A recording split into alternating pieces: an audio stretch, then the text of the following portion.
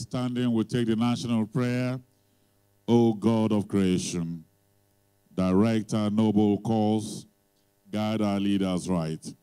Help our youth the truth to know, in love and honesty to grow, and living just and true, great lofty heights attain, to build a nation where peace and justice shall reign. Amen. Thank you very much. Let's be seated.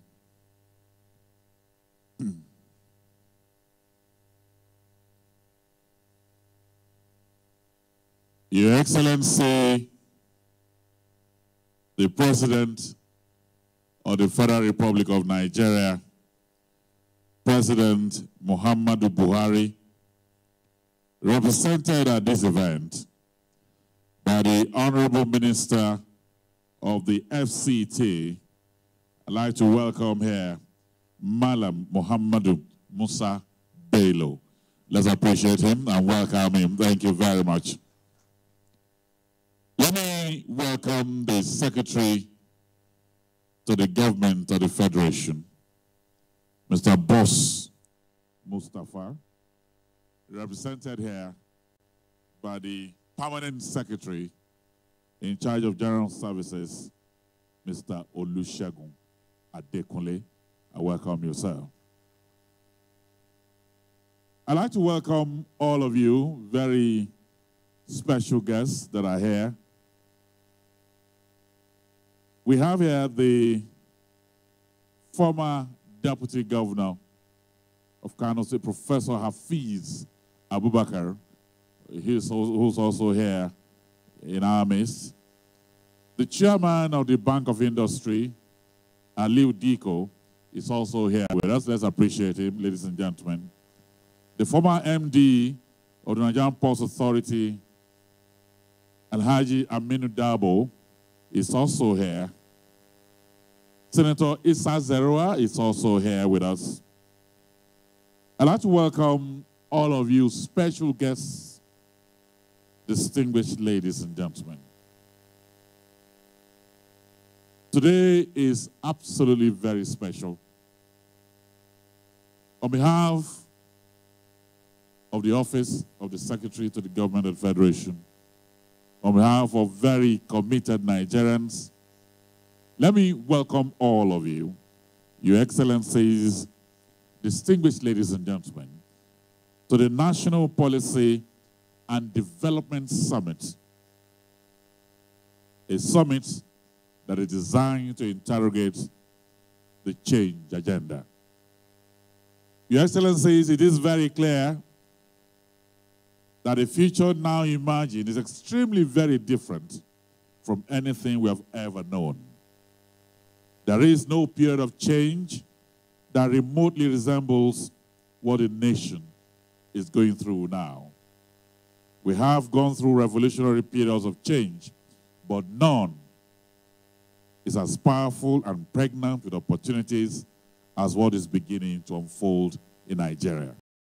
Opportunities to steer our nation back to growth, opportunity to commit to fiscal and structural changes needed for growth, opportunity to diversify the economy of the nation. It is on the basis of that that I welcome all of you to this event. Let me also welcome the man who has brought all of us here together, the Senior Special Assistant to the President on Policy Development and Analysis, Ibrahim Bapatel Hassan, is also here with us. He is a very busy man all over the place. So let me welcome all of you. But to welcome all of us formally and declare a welcome address, it is my pleasure to invite here the Secretary to the Government of the Federation, here represented by the Permanent Secretary General of General Services. Please join me as I welcome Mr. Olusegun Adekunle.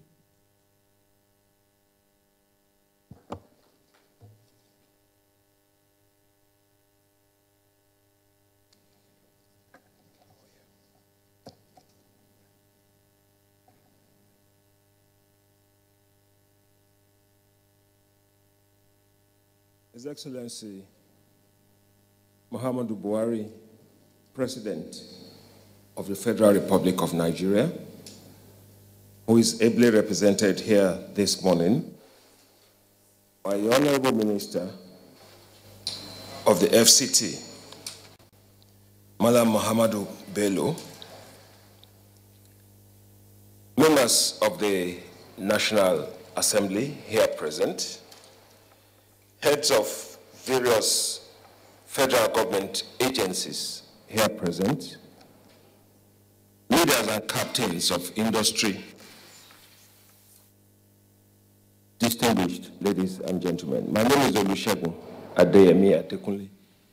I'm the Permanent Secretary, General Services Office, in the Office of the Secretary to the Government of the Federation. And I bring you the good will of the Secretary to the Government of the Federation, who is unavoidably absent here this morning. This particular event is very important to the progress of governance, and it's a platform that will take us to the very next level that we are already looking at. A very good morning to you. I now read his address. It is with great pleasure that I welcome you to this very important summit today, which is being organized by the Office of the Senior Special Assistant to the President on Policy Development and Analysis. This summit aims at dissecting the different national development policies of this administration, and also hopes to see and examine how the change agenda has impacted on Nigerians. As you will all recall, 4 years ago, this administration came into office and found that Nigeria was already headed in a wrong direction. The promise of change was made to our people to address all the abnormalities that we were experiencing, both in governance and our socio-economic life.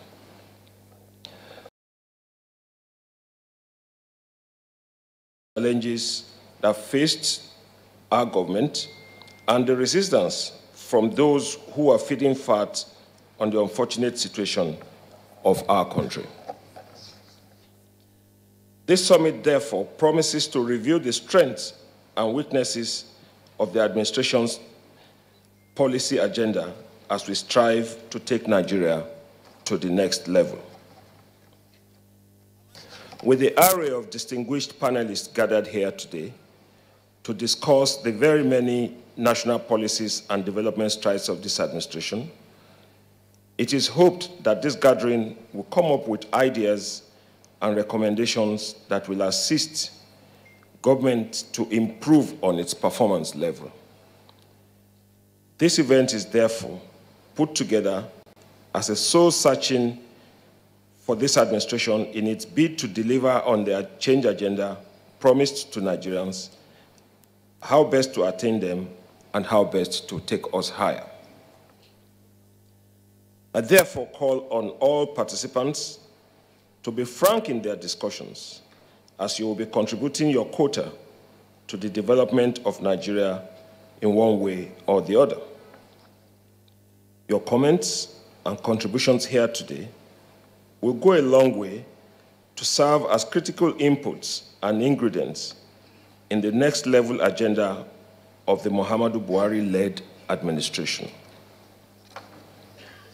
Distinguished ladies and gentlemen, let me use this opportunity to thank all supporters of the Muhammadu Buhari administration and charge you to remain committed to promoting the ideals that this administration is known for.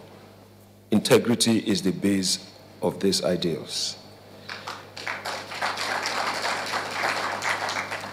Today, we will work for the success of this administration. Together, we will win. And together, we will continue to serve Nigerians and create the change, not only in Nigeria, but around Africa because Nigeria is the trigger for the continent. Once again, distinguished guests, ladies and gentlemen, I welcome you all to this summit, and I wish you all fruitful deliberations. Thank you, and God bless you all.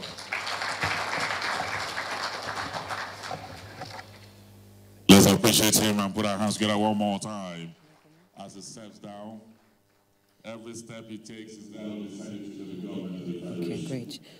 This is the National Policy and Development Summit and Port tagged Interrogating the Change Agenda, and it is reaching you from the International Conference Center right in the heart of Abuja.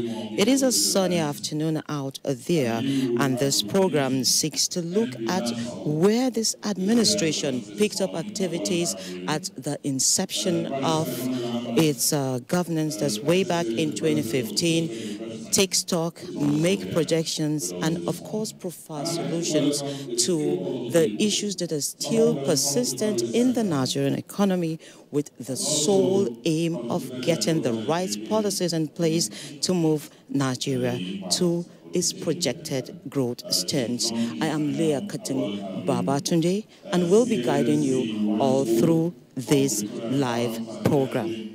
Sponsors of this event, I'd like to welcome you. You're welcome. Aminu Goronyo, the Rice Farmers Association of Nigeria, he's here. I welcome you. Dr. Ibrahim Bello Dauda is here with us.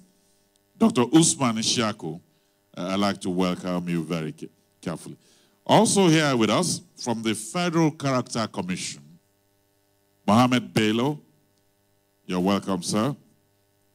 Let me also welcome Idiot Daniel from the Federal Road Safety Commission. The acting chairman of the Revenue Mobilization and Fiscal Commission is also here with us. Barrister Abubakar Suleiman, Secretary General of the National Youth Council of Nigeria, is here with us. I welcome you. Alhaji Hassan Bashir Khan, Tafidan Bauchi, acting chairman, National Population Commission. I'd like to welcome you too. There are more names here. We'll take them as we go.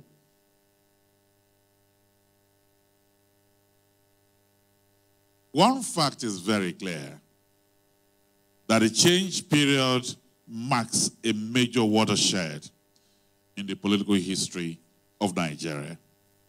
The change agenda has set in motion a process that is ushering in a new dawn, an era that gives hope and rekindles our desire for democratic leadership and participation. Very quickly, I'll be inviting a few people who will,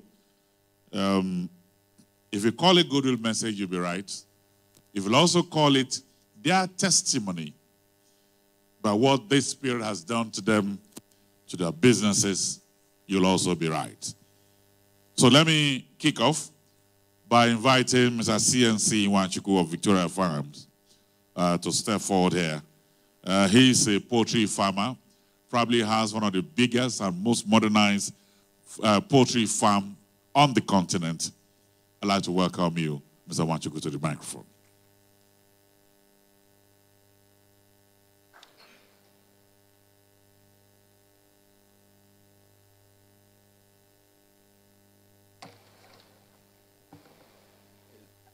Your Excellency,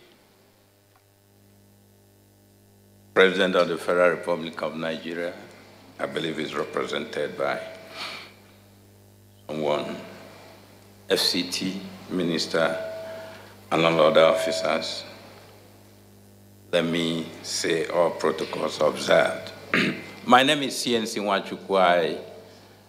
I am first a chartered accountant, was in banking for a number of years, retired from banking in year 2008, and began to work with private sector entity. And we got involved in the areas of oil and gas, construction, marine, and all of that. But along the line in 2013, we began to look at how to diversify our business. And so we took an environmental scan of the entire country to look at various areas. And we came up with the area of agriculture. And our analysis indicated that in the area of poultry, there was a gap, and there's still a gap. That of the poultry needs of the country, 70% is imported. Only 30% is locally sourced. And so as businessmen, we understood that there was an opportunity, and there's still an opportunity. And so we began to talk to some investors. And of course, they trusted me, and they still trust me, and they were interested. But they said to me, CNC, the policy environment isn't that safe enough for us to commit the amount of money you are looking at and have the necessary returns.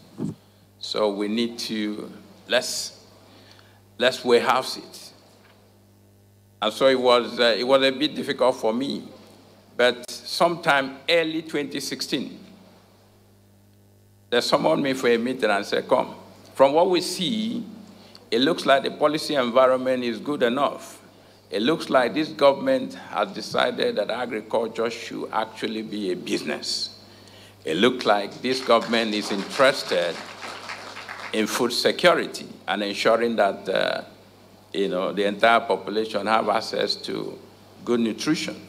So they took me on some of the policy initiatives, which I had to go back and study again. We looked at the green alternative. We looked at all the anchor borrowers scheme and all of that, BOA initiative, BOI initiative, NISAL, and so on. And so they said you cannot go ahead and rejig your cash flow, and that we did. And we decided to partner with a team in Germany called Big Dutchman. They're one of the best in poultry houses, because our decision was that if we're going to do it, we're going to do it right, since we have the right policy framework. And so Big Dutchman is partnering with us. Bischoff is partnering with us in the area of feed mill. And so we began the process. Land was difficult, but because, again, going back to where the site is in Imo State, which is headed by an APC governor, it was easy to talk him through what the federal government policy is. And we bought into it, and we were able to access land up to 80 hectares of land. And today, what we have done is to put together a poultry entity integrated from the hatchery to the rearing, to the layer, to the processing, with feed milling of 10 tons per hour. And our output is 1.2 million birds, And we think that's a good way to start. That's just phase one. Phase two, we're going to double that. Phase three, we intend to do in Abuja, and I'm happy that the Honorable Minister is here. We're going to be asking him to give us access to buy or acquire or get land. And I'd like to let you know, it's a testimonial, all right. I'd like to let you know that in all of these, we have invested about 11 billion. And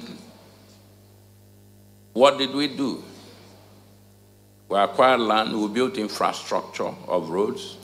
We are doing a stringing of cabling and poling of electricity from the source to the farm, 35 kilometers plus 4, that's 39 kilometers.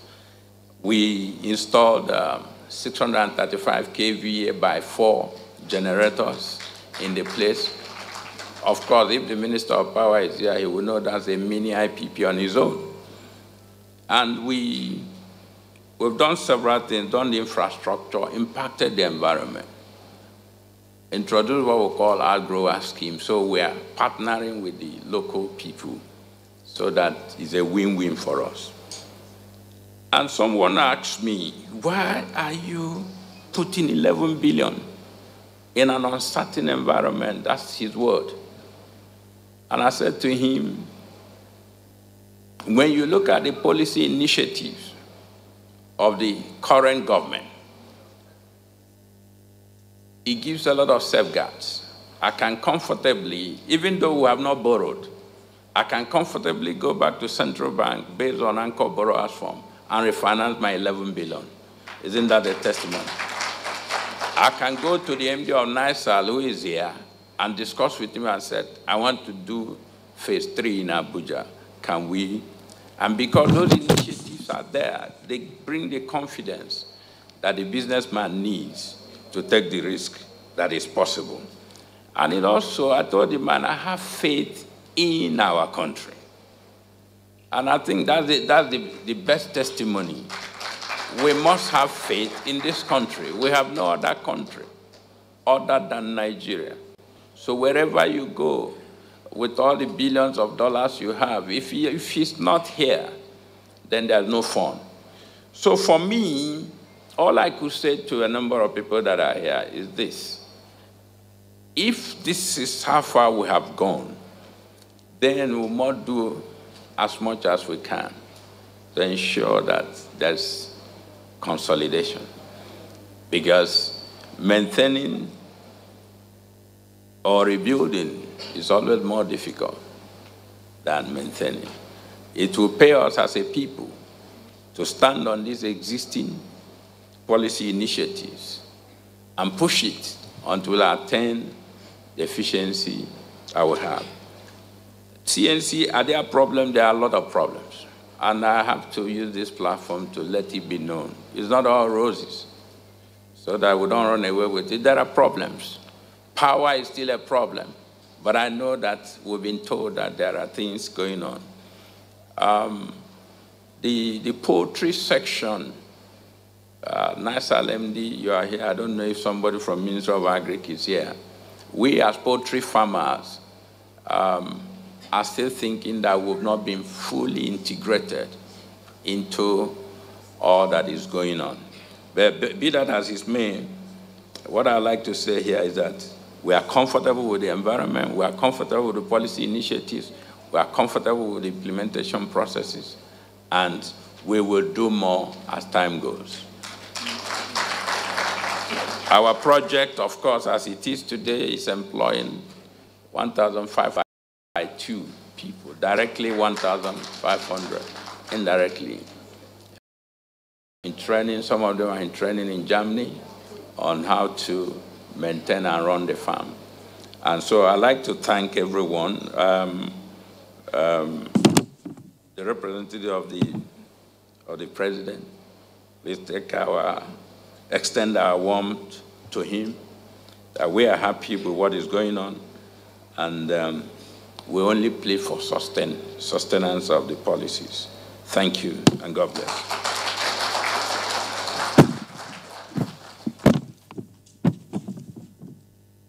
CNC Nwachukwu there, and the key notes from him: we must have faith in our country, and also urging that the policy on sustaining poultry efficiency in Nigeria, meeting the demands of the local consumption, will be one that will be very, very welcomed by the poultry farmers in Nigeria. When they entered the market, there was a deficit. Nigeria was able to only meet up 30% of local demands, and 70% was being imported. But now with interventions such as the Anchor Borrower Scheme, it is being brought down to its barest minimum. Thank you for giving hope to young ones who will have been roaming around. Thank you for engaging the young ones who can also have faith in the country. Thank you very much. Let me also recognize and welcome, and they are here, Committee of Youth and Mobilization Sensitization. Their officials are here. I welcome you.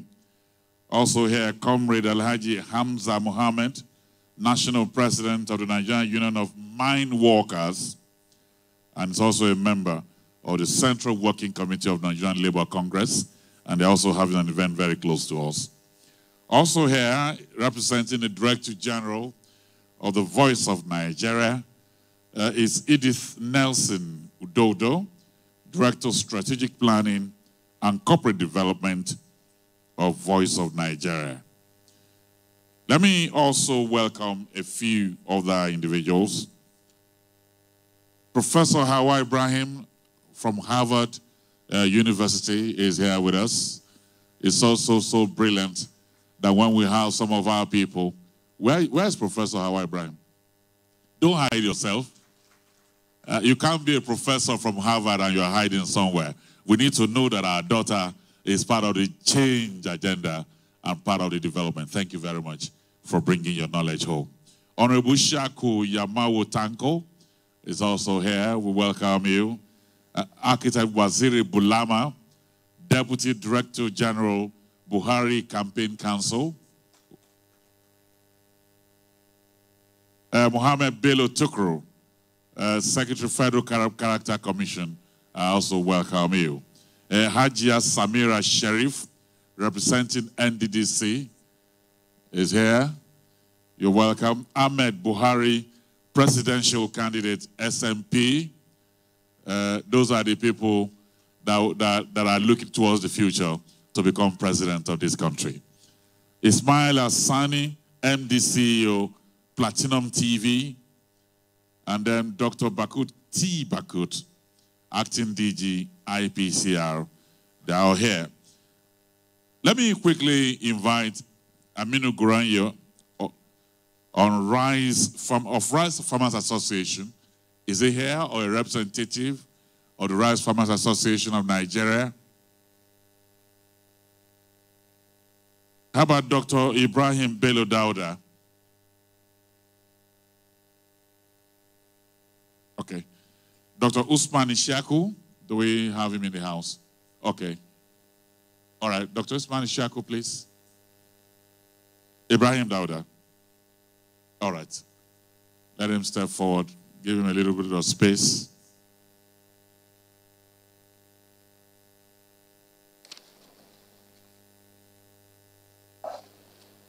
You're welcome, sir.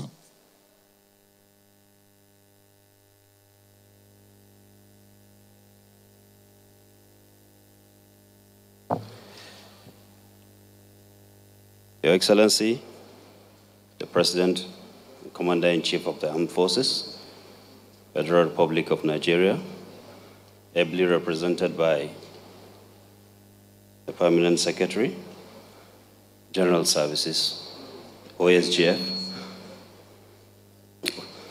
I beg your pardon, Honorable Minister, ably represented by the Honorable Minister, FCT, the Secretary to the Government of the Federation, ably represented by the Permanent Secretary, General Services. On that, I stand by the existing protocol. I will like to talk about two particular issues, which should be a testimony on the achievements of the present administration led by His Excellency, President Muhammadu Buhari. One of the key cardinal things which the President is entrenching in our system today is the principle of continuity, which most past administrations have not imbibed on. And that is, we all know, whenever an administration reaches its tenure, the end of its tenure, the new administration that comes in set aside most of the projects, policies, and other things that the other administrations have done to begin new ones. And that has disrupted growth and development in the country. But one of the first things he did when he came in 2015 was to continue 100% with all the projects that he inherited from past dispensations. That, to me, is the greatest achievement of all, because it is that singular act that has given birth to most of the projects that have been celebrated today. Some may say that they were not initiated by him, but governance is not about initiation of projects alone, it's about delivery of those projects for the betterment of the entire people of the country and the continent at large. That, we hope, will be a continuous legacy which will precede his administration. Secondly, area of security. I believe if it were in 2014, the number of security personnel here and the barricades that will be around this facility will be like times 20. 2013, 2014. About 11 local governments in this country were under the insurgents. 11 local governments, we all know, is enough to make up a complete state. And if we look at the history of counterterrorism and management of insurgency globally, the time within which the president brought about control and pushed them back, I don't know how many people have done that research, but he deserves a Nobel Prize on that. We may not see it on that light. ISIS today is being tackled by more than 7 countries combined. And how many years? Many years. But he was able to push back these insurgents in a matter of months. That is an achievement. The split problems we're having in the country, we're no more talking about pipeline bombings and militancy. The Hazman issue is coming down. Other cases are being managed. Without peace, there won't be harmony. There won't be progress. So, these 2 achievements, continuing the projects he inherited, managing security, is the bedrock of whatever achievement and progress we will be talking about. Policies, no matter how good they are, will not be implemented if you don't have a leader who has the political will and determination to complete projects, to initiate new ones, and to manage peace. So I think we owe the president a big gratitude, and to God. Thirdly,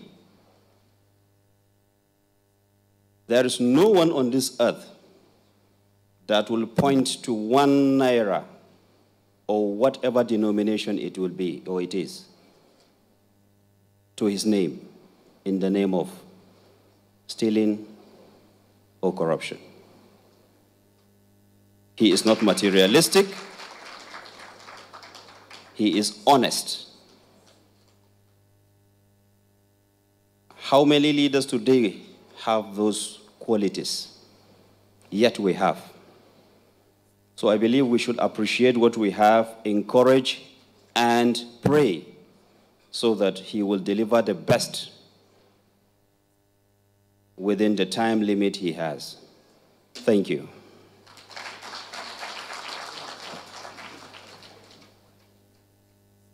Yep.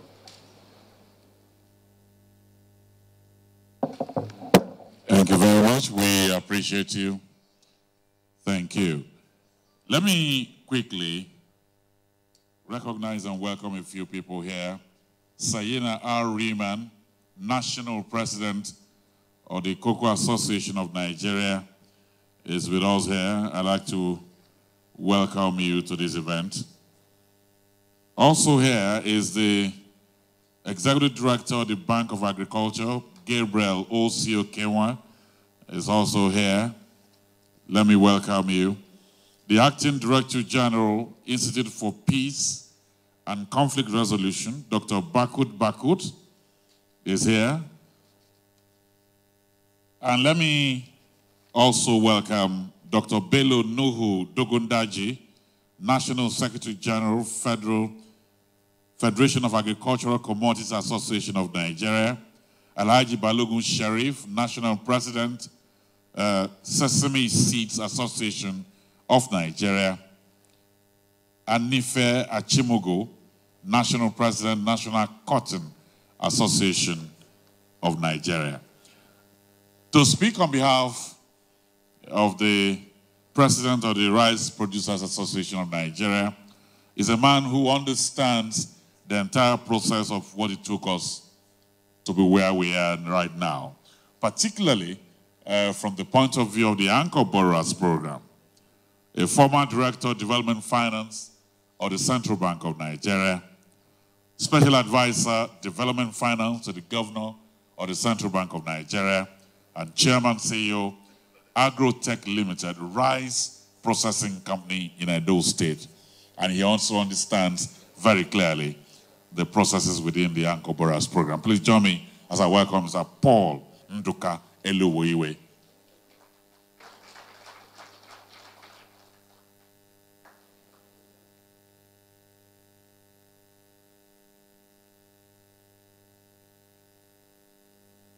As he's stepping, that's Mr. Anchor Borrowers stepping up.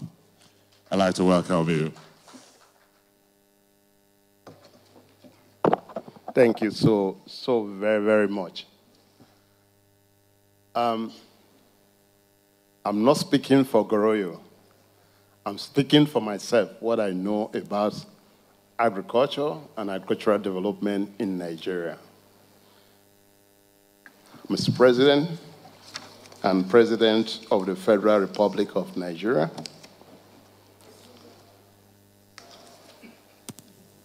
our father and the owner of the Anchor Borrowers Program, represented by the Minister of FCT. Ladies and gentlemen, can I stand on the existing and established already protocol? Like he said, I've come a long way in terms of development financing. But before I speak on development financing, I know that our agenda today is focused on policy development and mainly analysis. For me, development financing, development in general, analysis, policy, should be focused on the following. First of all, with a conception to have an enduring development policy. That should always be at the background in our minds anytime, any day. But most important and very, very critical, which I saw the current government doing, is bottom-up approach. And that was what initiated the issue of Anchor Borrowers Program. I will get there. Another thing that is very, very critical is on issue of policy evaluation and impact analysis of our development policy. And I saw it also because if you are not able to evaluate the impact of what you are doing, you can never plan for the next day. Very, very critical.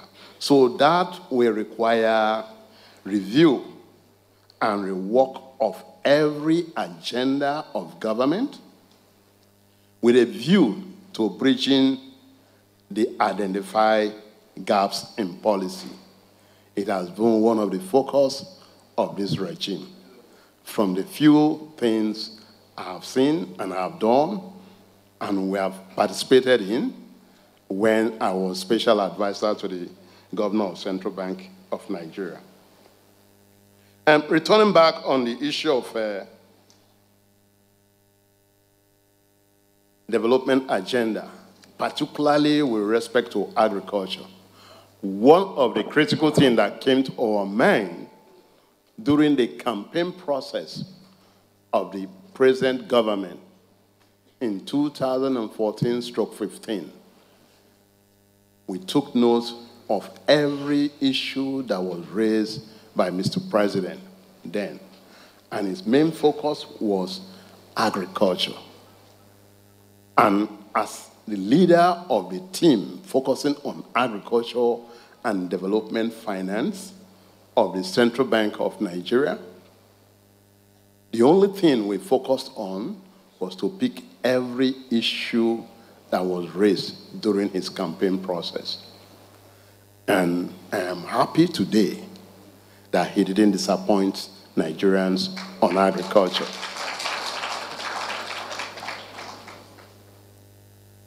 We observe and have worked on one of the critical issues. Nigeria was spending billions of dollars importing food into this country. This was the only country where you import what you have the capacity to process, even went beyond agriculture. The oil sector, we have oil, but we're importing gas, we're importing petrol, name it. In agriculture, we're importing rice, we're importing maize, we're importing fish, we're importing oil, even palm oil that we have the capacity to produce. Malaysia picked its initial palm fruits for production from Nigeria. But today, Nigeria was importing oil from Malaysia and from Indonesia, which is not supposed to be. Averagely, we're not spending anything less than $600 billion on importing finished food for our tables into this country. And it became a major concern. And that was why the central bank governor, in consultation with the federal government of Nigeria, decided to do away those food items that will have the capacity, will have the fertile soil, will have everything that will require to be produced in this nation. And we decided to take one of the major items of food, and that is rice. We saw it as a low and very low hanging fruit that we can turn around as a people. And that was how, in collaboration with the federal government of Nigeria, we established the Anchor Borrowers Program. Our first experiment was in Kebbi State. And that was the first, I remember That was the first major outing of Mr. President in this country when he launched the Anchor Borrowers Program. The impact of the Anchor Borrowers Program is immeasurable today. Let me go back a little. I remembered when we were establishing the Anchor Borrowers Program, we met the various sections of the community. Like I said, bottom-up approach.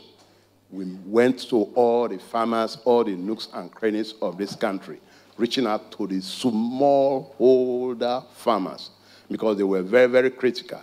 They were the majority and the greater employment of labor in this country. We also met the international community, both the bilateral and multilateral agencies. And I remember at the point we were on the Anchor Borrowers Program, the international community didn't see, particularly the multilateral and bilateral agencies, didn't see any result. They felt there would be no result as usual coming from the Anchor Borrowers Program.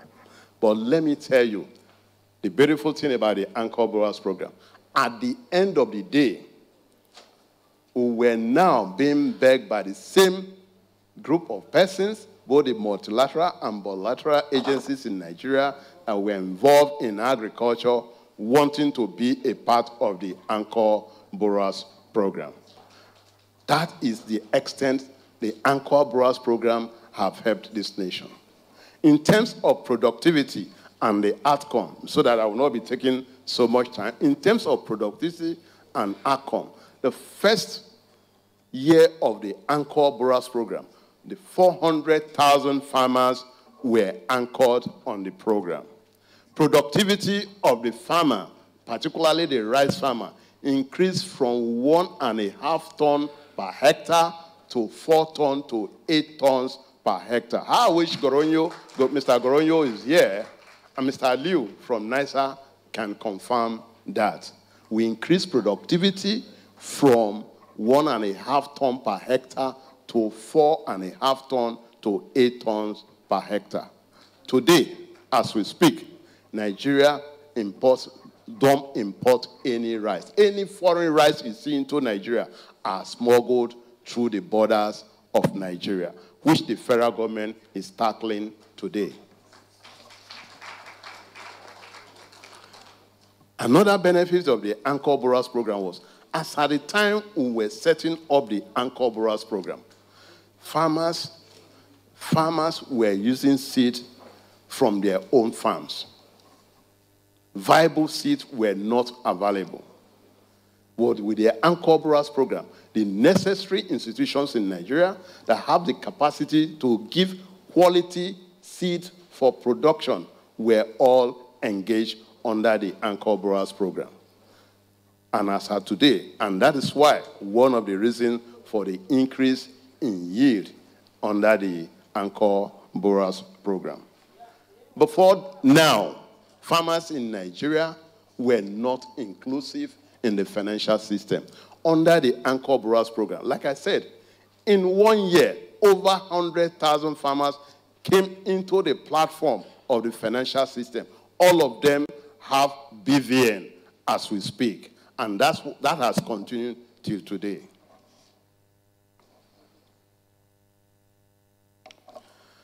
One of the critical things, Nigeria, you remember, every one of us remember, before this current government, there was always a battle. Fertilizer became the most lucrative business in Nigeria. Fertilizer became the most lucrative business in Nigeria. But with the Anchor Borrowers Program, that changed. And the government was able to support the smallholder farmers in this country. Government was able to bring fertilizer, turn around the fertilizer industry. Before now, before this government, fertilizer was sold from 10,000 naira to 8,000 naira per 50 kg. Per 50 kg. But as we speak today, fertilizer price has stabilized for not more than 5,000 naira for every Nigerian that cares to go into farming. That is the Anchor Borrowers Program. And the Anchor Borrowers Program, for every person, every institution that have the capacity to participate, it was an opportunity to bring the seed producers, where the seed producers, the financial system, name it, the farmers themselves, and the end processors of who uses output from farms, from the farm gate to process in Nigeria today. And that is why, as we speak, before the Anchor Borrowers Program, we had barely up to 15 integrated rice mills in Nigeria. Today, we have about 30 integrated rice mills in Nigeria within a period of 3.5 years. That is what the Anchor Borrowers Program did for our nation. Ladies and gentlemen, one of the critical things that any government of this country should focus, which I know this government is focusing on and will continue to focus on, is the development of the agricultural sector. The agenda is the best. Like the Chinese will say, the only thing that takes people out of poverty is when you engage people in agriculture. Thank you, and have a great day. Thank you so much. The man is a professor in agricultural finance. If you allow him, he will speak till tomorrow. He loves Nigeria, and he loves what he does. Thank you very much, Mr. Paul Eluiwe. We appreciate you. Thank you. Please appreciate him one more time. Thank you very much.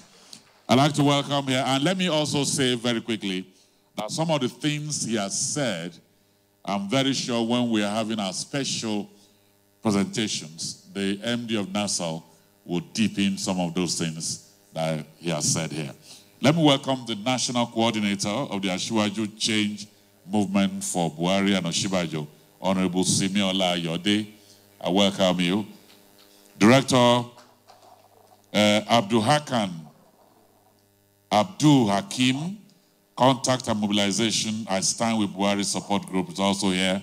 Hajia Samira Sharif, New Nigeria Development Company is also here.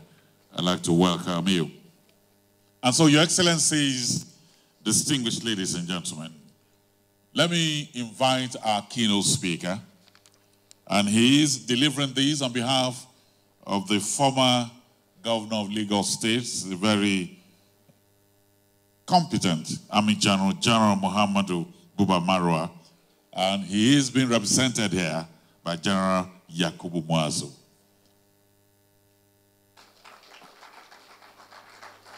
You're welcome, sir.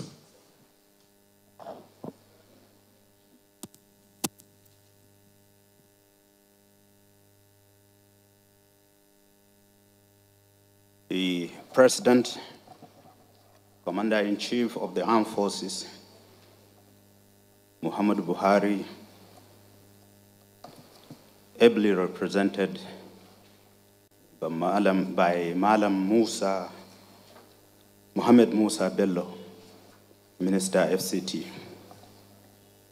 the Secretary to the Government of the Federation, who is also represented by the PAMSEC, all distinguished members, experts that are here to contribute to this morning's deliberations. Distinguished ladies and gentlemen, you are welcome. General Marwa and I joined the army together, went to military school Zaria, from there to NDA, and we ended up in I heard there is a professor from Harvard here. We were at the Kennedy School, and that was almost our final course before we left the army. So all I will read is on his behalf. On this National Policy Development Summit, organized by the Office of the Special Assistant to the President on policy development and strategy. I read, "It is heartwarming to meet our experts, strategists, and all that are here today to interrogate the change agenda of this government, our government, which has made a pledge to Nigerians to do critical governance review of what has been accomplished so far in the last 3 years, 8 months, so that Nigeria could be rescued to commence development in all earnest. Today's summit is a candid reminder to the significance of doing honest participants' review in order to identify what has been done, what could have been done better, mistakes, errors that are committed, existing gaps, what is to be done, and the lessons learned in the process. The significance of this is to reinvigorate the change agenda, which has remained the aspiration of this government, and intend good governance in general.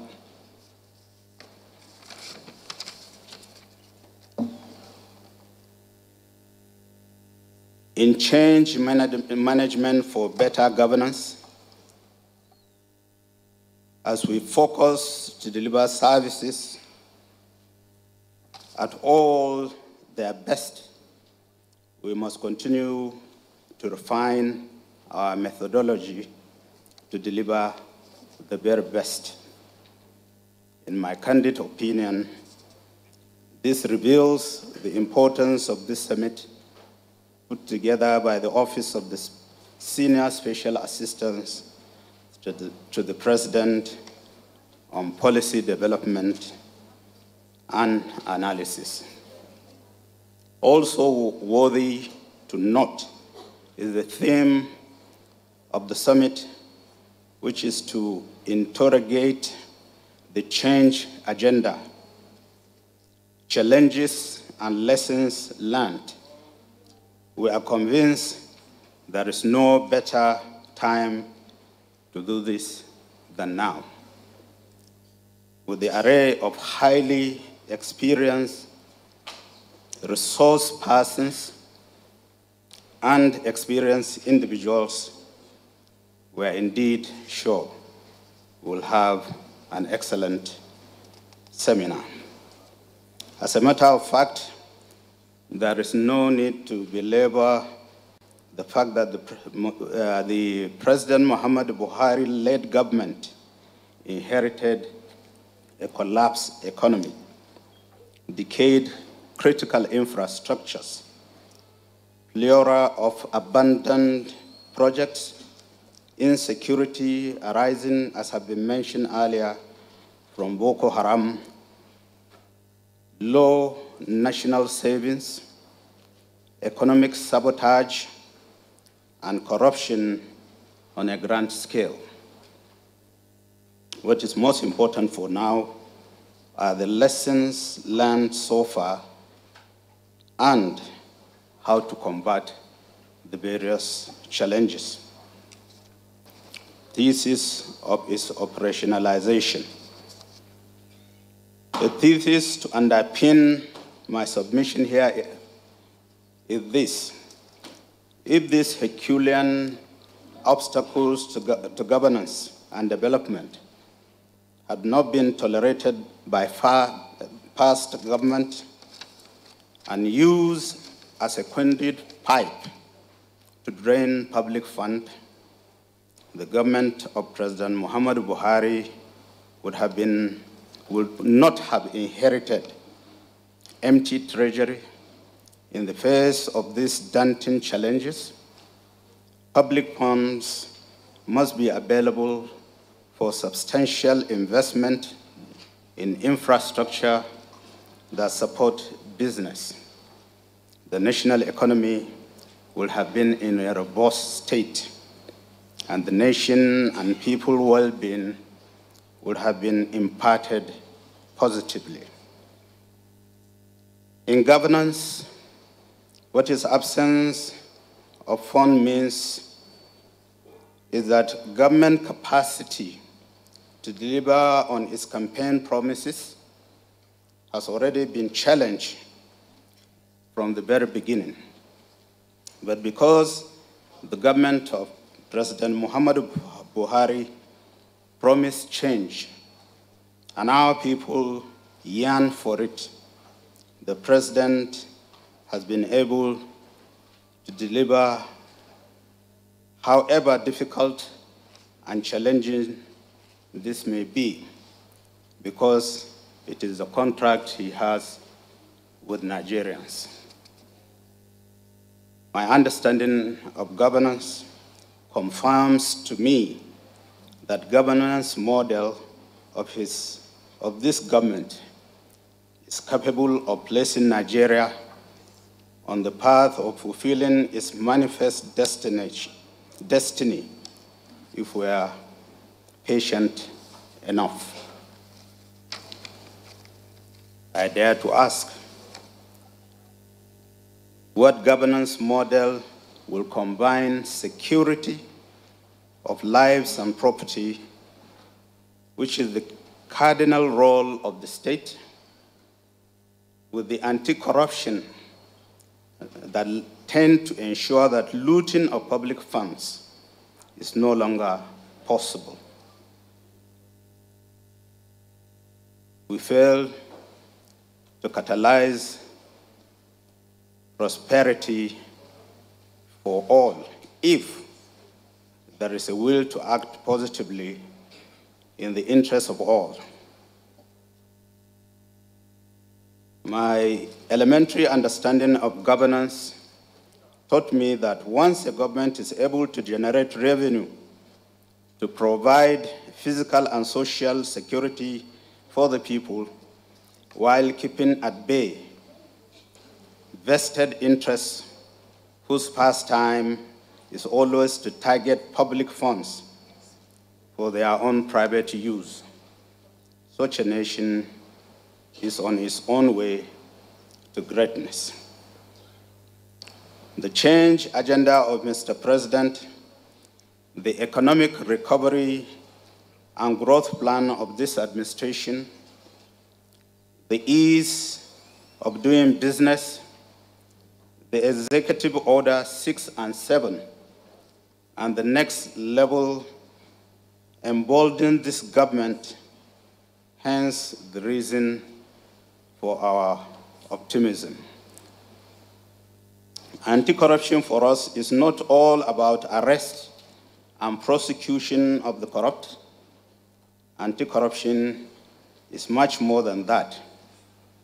It is the sum total of actions taken by government or private organization to put a wedge between people and the interested in converting resources meant for the specific public purpose into private use. If this is anti-corruption, why are we so interested in the reactive fight against corruption wherever the latent fight lend to yield more results? For instance, the TSA alone has consistently saved government 42 billion naira monthly since its implementation. This is in addition to ensuring that unutilized funds remain with government at the end of each fiscal year. What about Executive Order 6 that makes it practically impossible for the corrupt to use proceeds of corruption to subvert justice? What about the pension reform that has put smile to the faces of our heroes, past, and the social investment program of this government that's targeted the poor and the weak and the vulnerable? Comparatively, this government has done more than the little fund can do as a result of its preemptive anti-corruption effort to have freed a lot of funds which are now being used for the benefit of the poor and the weak, and indeed all Nigerians. Considered challenges and lessons learned. That this government has delivered with fewer funds compared to its predecessors in office does not suggest that there are no challenges and lessons learned. The challenges this government has been battling continuously are basically three: corruption, insecurity, and prudent management of the economy. And I believe that significant lessons are being learned on a daily basis.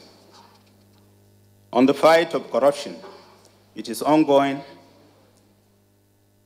and it is ongoing because it is the norm before this government took over. It guides the conduct of government business just as it is dynamic in nature.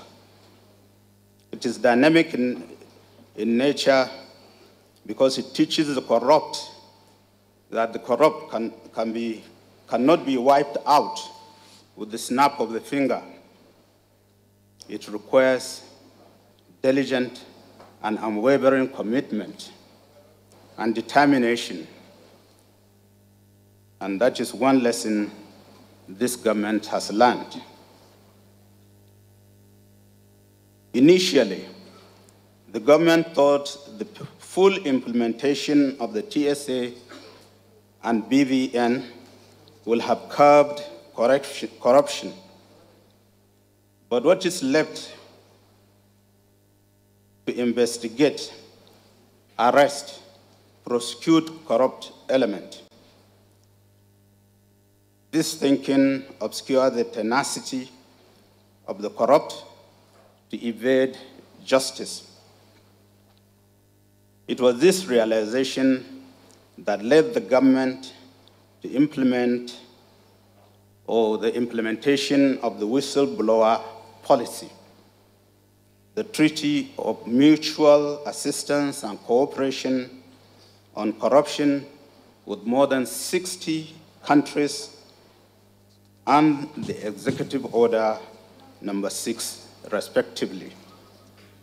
This means that government has learned its lesson, and is learning its lesson from the determination of the corrupt to evade justice, and is responding accordingly. This, to me, is a departure from the past and how government does its business in Nigeria. If this is not changed, then what is changed?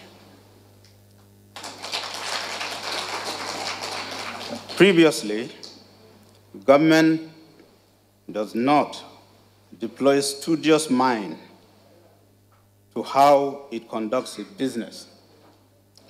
This has changed with this administration. The multiple responses we got on issues requiring solutions are unprecedented. Ladies and gentlemen, change cannot and will never occur in an environment that is not driven by learning and unlearning. Long before now, President Muhammadu Buhari has consistently argued that the problem of Nigeria is corruption, poverty, and insecurity. These were his campaign slogans since he joined partisan politics. Not surprising, he was vindicated in 2015, 30 years after vested interest chased him out of power because he dared to do what he's doing now in those days. These slogans have ceased to be slogans, but governance model and strategy which are simultaneously delivering anti-corruption, infrastructure, and social investment on a scale unprecedented. If Mr. President continues this way, he will go down in history after his tenure in 2023, God willing, as the father of modern Nigeria, who liberated the country from the hands of the chronic vested interest and deliver infrastructure, growth, and prosperity to the people. Another challenge is that Nigeria consumes more than it produces or earns. Though this challenge in agriculture in particular is being tackled through the Anchor Borrower Program, and government investment in non-oil sector generally is a remarkable success. Surely, more is needed to be done in the area of processing, packaging, and marketing. Further, competent human resources is a challenge. The right human resource capable of driving change in the bureaucracy is grossly inadequate, if not lacking. There should be deliberate recruitment of change drivers and managers where they are most needed. All these that exist and are within the system should be surely be encouraged. I am also pretty sure that government has learned its lesson pretty well, that corruption has a way to fight back. Government is ever prepared. The fight is not easy. Believers in corruption cut across ethno-religious fault line, so also they are foot soldiers. As we move to the next level, government must be ready, determined, and resolute. By now, I believe that government must have learned that change is not possible without requisite human and material resources. Government is all about combining human and material resource to deliver services and projects. This is why anti-corruption must be a recurring dismal in governance, because without it, the goat will eat the yams. I'm more than happy that the model of governance the government has adopted is first of all anti-corruption, because good governance is anti-corruption. This is the only way government can deliver on its promises. The recipient of Mr. President trade money and conditional cash transfer have continued to ask if there has been government in Nigeria before Mr. President assumed the mantle of leadership. This goes to show people are beginning to feel the impact of government, however little, in all the nooks and crannies of our country. And this is awakening patriotism in our people indeed. Some people have been insinuating that Mr. President has failed and will be rejected at the polls. They are now wondering why Mr. President continues to pull crowd wherever he goes. They should be told that the same crowd that welcomed Mr. President wherever he went in 2015 are still the same crowd that are welcoming him today. Only that Mr. President's social programs have won many more hearts. Surely, Mr. President governance and the governance model continue to win goodwill for him wherever he goes. A carefully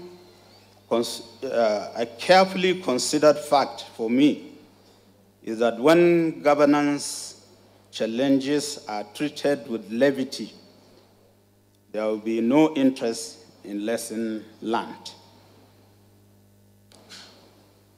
And without lesson learned, there can never be next level. Next level, as you know, is a product of deeper understanding that comes with deeper reflection and humility in learning towards doing better on a continuous basis.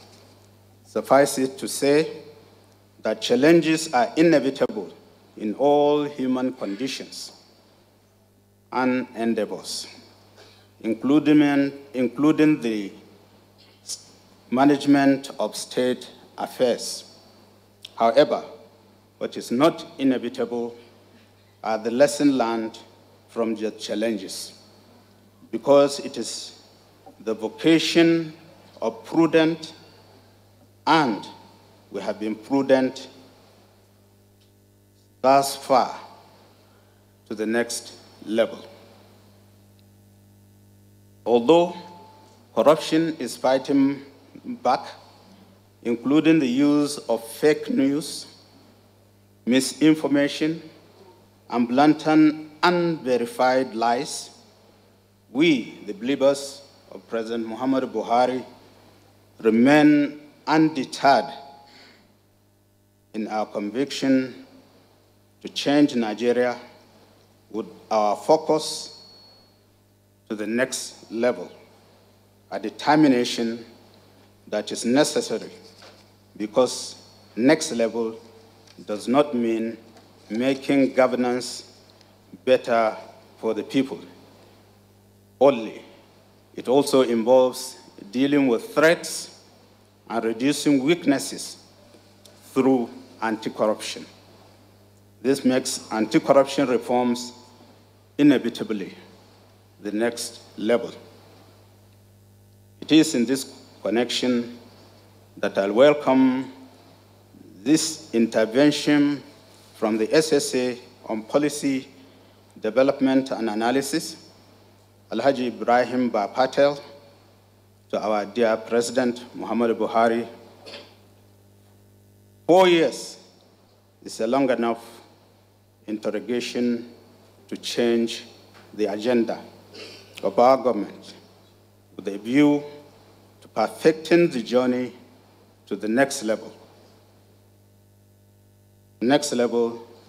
of our collective prosperity to all Nigerians. With this, I would like to thank you all, and may God continue to bless the Federal Republic of Nigeria and Nigerians wherever they may be. Thank you.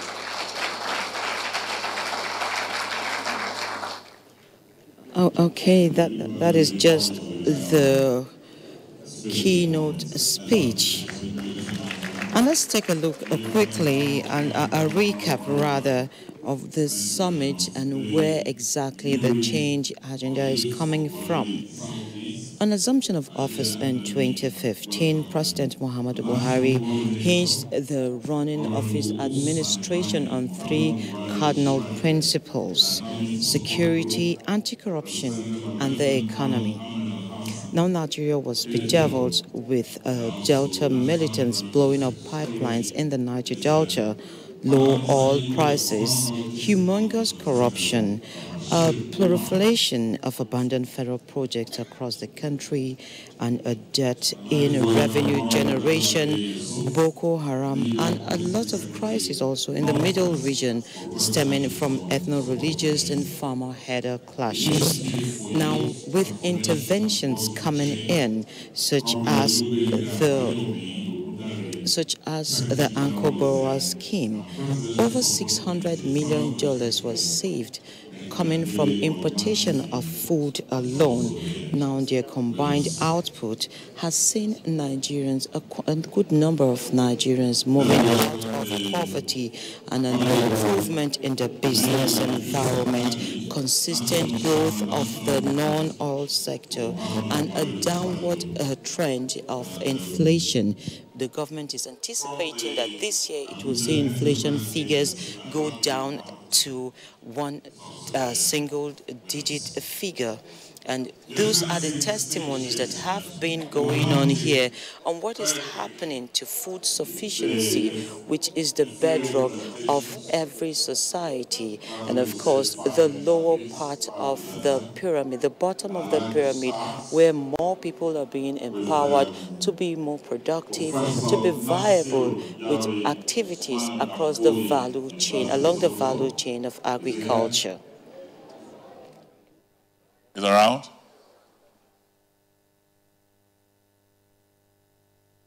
Professor Nasiru Yauri, Usmani Danfodi University. Okay. Please let's appreciate him. Professor, as he's coming, I know you have prepared something fantastic. It is digital, but can be delivered in 5 minutes. I will try. Thank you very much. His Excellency, the President of the Federal Republic of Nigeria, represented by the Honorable Minister of the FCT, Malam Mohammed Musa Bello, the Secretary to the Government of the Federation, Mr. Boss Mustafa, represented by the Permanent Secretary, General Services, Mr. Olusegun Adeyemi, Excellencies, former governors, former deputy governors present, the Managing Director of the Bank of Industry, former Managing Director of the Nigeria Ports Authority, the Senior Special Assistant to the President on Policy and Analysis, distinguished participants, gentlemen of the press, ladies and gentlemen. I have prepared a very short speech. It's going to be a departure from the usual presentation lecturers make in the classroom. So I will just quickly run through a carefully presented speech, which I hope I'll be able to present in 5 minutes. Let me start by congratulating all of us who have spent time to participate in the National Policy and Development Policy holding today, and especially the Office of the Senior Special Assistant to the President on Policy and Analysis, Mr. Ibrahim Hassan Bapetel. I'm grateful to all of you for giving me the opportunity to share some of my thoughts with you on the topic when change is the slogan, what makes this president and this government different? I must begin by clarifying that change is a recurring slogan. Every government in every country on every continent is promising to change something.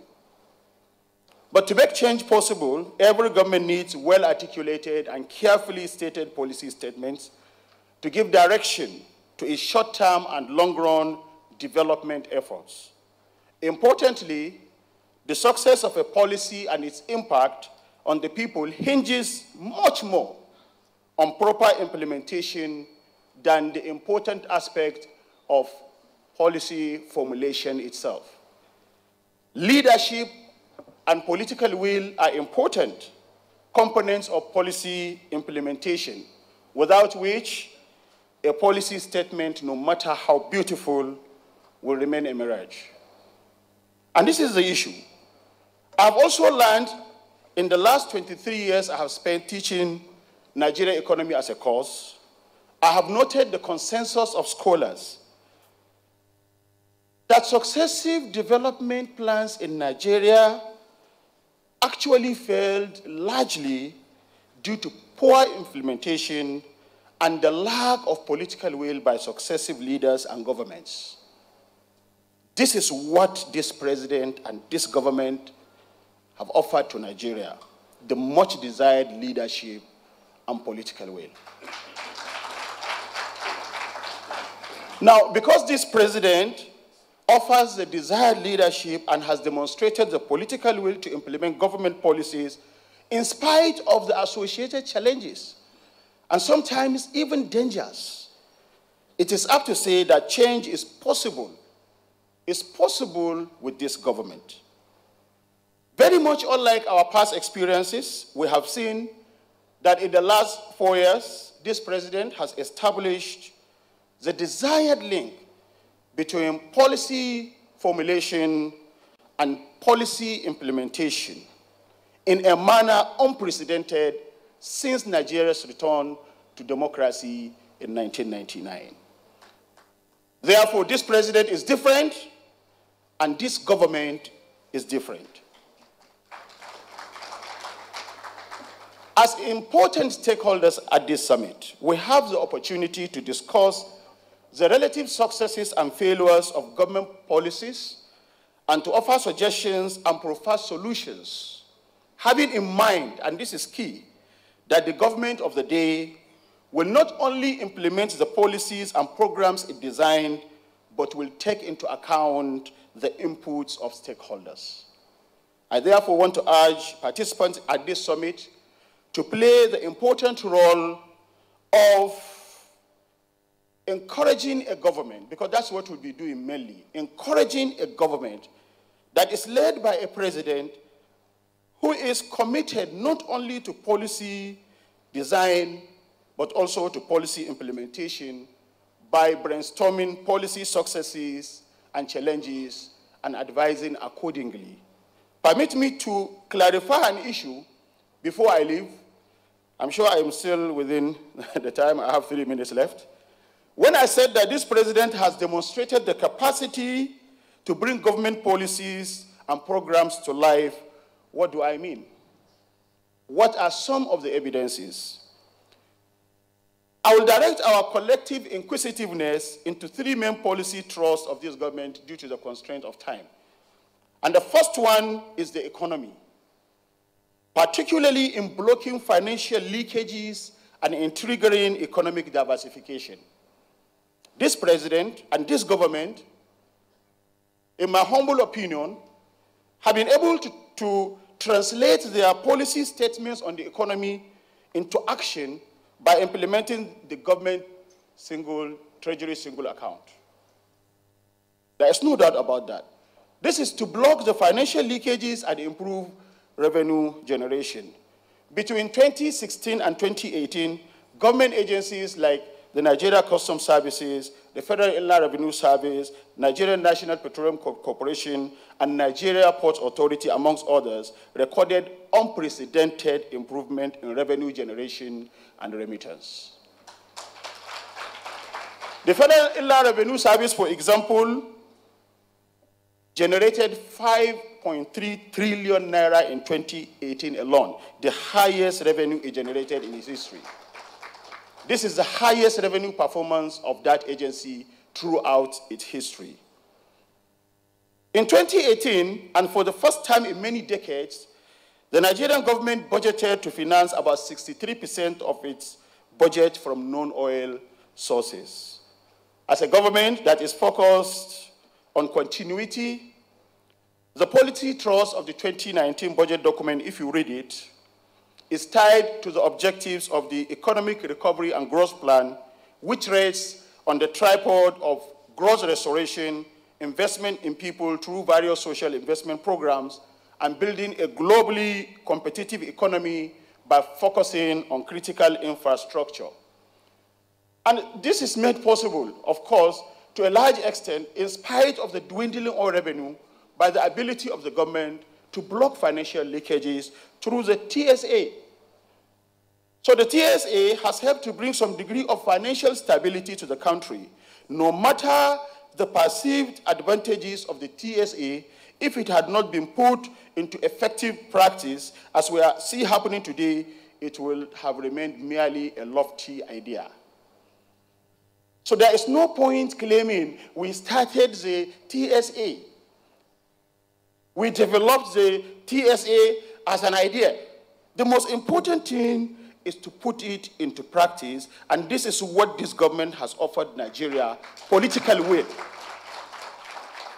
In the case of the diversification policy, analysts have repeatedly pointed to the monocultural nature of the economy and Nigeria's heavy reliance on revenue from oil as a major source of concern, which concern is constantly demonstrated in the vulnerability of the nation's economy to the vagaries of world oil prices.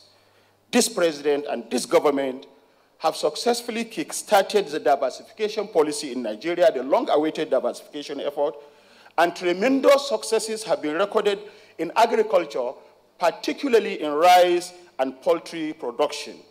In spite of seemingly conflicting reports, we hear people, I think the testimony of the rice farmer saying that we are no longer importing rice, and then some people will go and cook up data somewhere and say, well, Nigeria is still importing rice. But whatever the case is, what we see around the country, and particularly in Kebbi and Sokoto states where I live, and the recent proliferation of new rice mills in Nigeria clearly indicate a promising future in terms of food sufficiency in Nigeria. Therefore, putting policy into practice was the missing link in Nigeria's various attempts. And now we have it. This is a central issue. Let me quickly take you through social investment programs, particularly the school feeding program, the trader money, and Empower. We will soon have research findings to roll out the data. But I believe that these policies are already registering positive effects on education, on trade, on poverty, on employment, and small business development. There are concrete evidences to buttress this fact, although I won't have the opportunity to cite them at this instance. I must mention infrastructure before I leave, because this is key to our development effort. As part of this government's policy on infrastructure development, the years 2017 and 2018 witnessed heavy investment in roads, rail gauges, and rehabilitation of airports. We are all witnesses. We all see what is happening around the country. The next level has expressed government's commitment to electricity improvement from 2019. I'm sure we are going to have a better deal in that respect. So beyond promises, this government has found its fit to put in concrete actions most of its policy intentions. Although there is limited time to substantiate quite a number of the arguments with facts to show that this government comes with a difference in terms of policy formulation and implementation, I'm optimistic that deliberations at this summit will further highlight some of these facts, as well as identify key areas where improvements are desired. Considering that successful policy implementation also hinges on the citizens' buy-in, which is very, very important, I hope that this summit may consider the development of effective communication strategies that will not only improve citizens' buy-in, but will also highlight the remarkable improvements recorded by this government in policy implementation. I was sharing with a colleague down there, and we were looking at the documents being shared. We saw projects, and we were asking how many Nigerians are aware that these things are happening. And there are quite a number of prophets of doom out there trying to convince Nigerians that nothing is happening in the country. I thank you once more for giving me the opportunity to share these thoughts, while I look forward to subsequent sessions of constructive and productive engagement for our collective benefit as a nation. Thank you. God bless you all, and God bless Nigeria.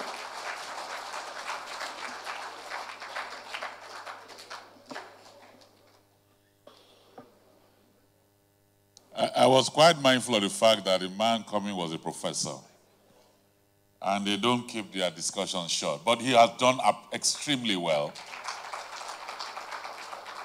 We had a deal for 5 minutes. He did 7.5. I can forgive 2.5. Let's put our hands together for him, ladies and gentlemen. But from what he has said, something just struck me. Somebody said one time ago that the secret of leadership is very simple. Do what you believe in. Paint a picture of the future. Go there, and the people will follow you.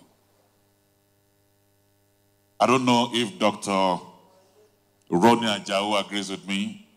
As a public sector consultant from the UK, and she's here with us.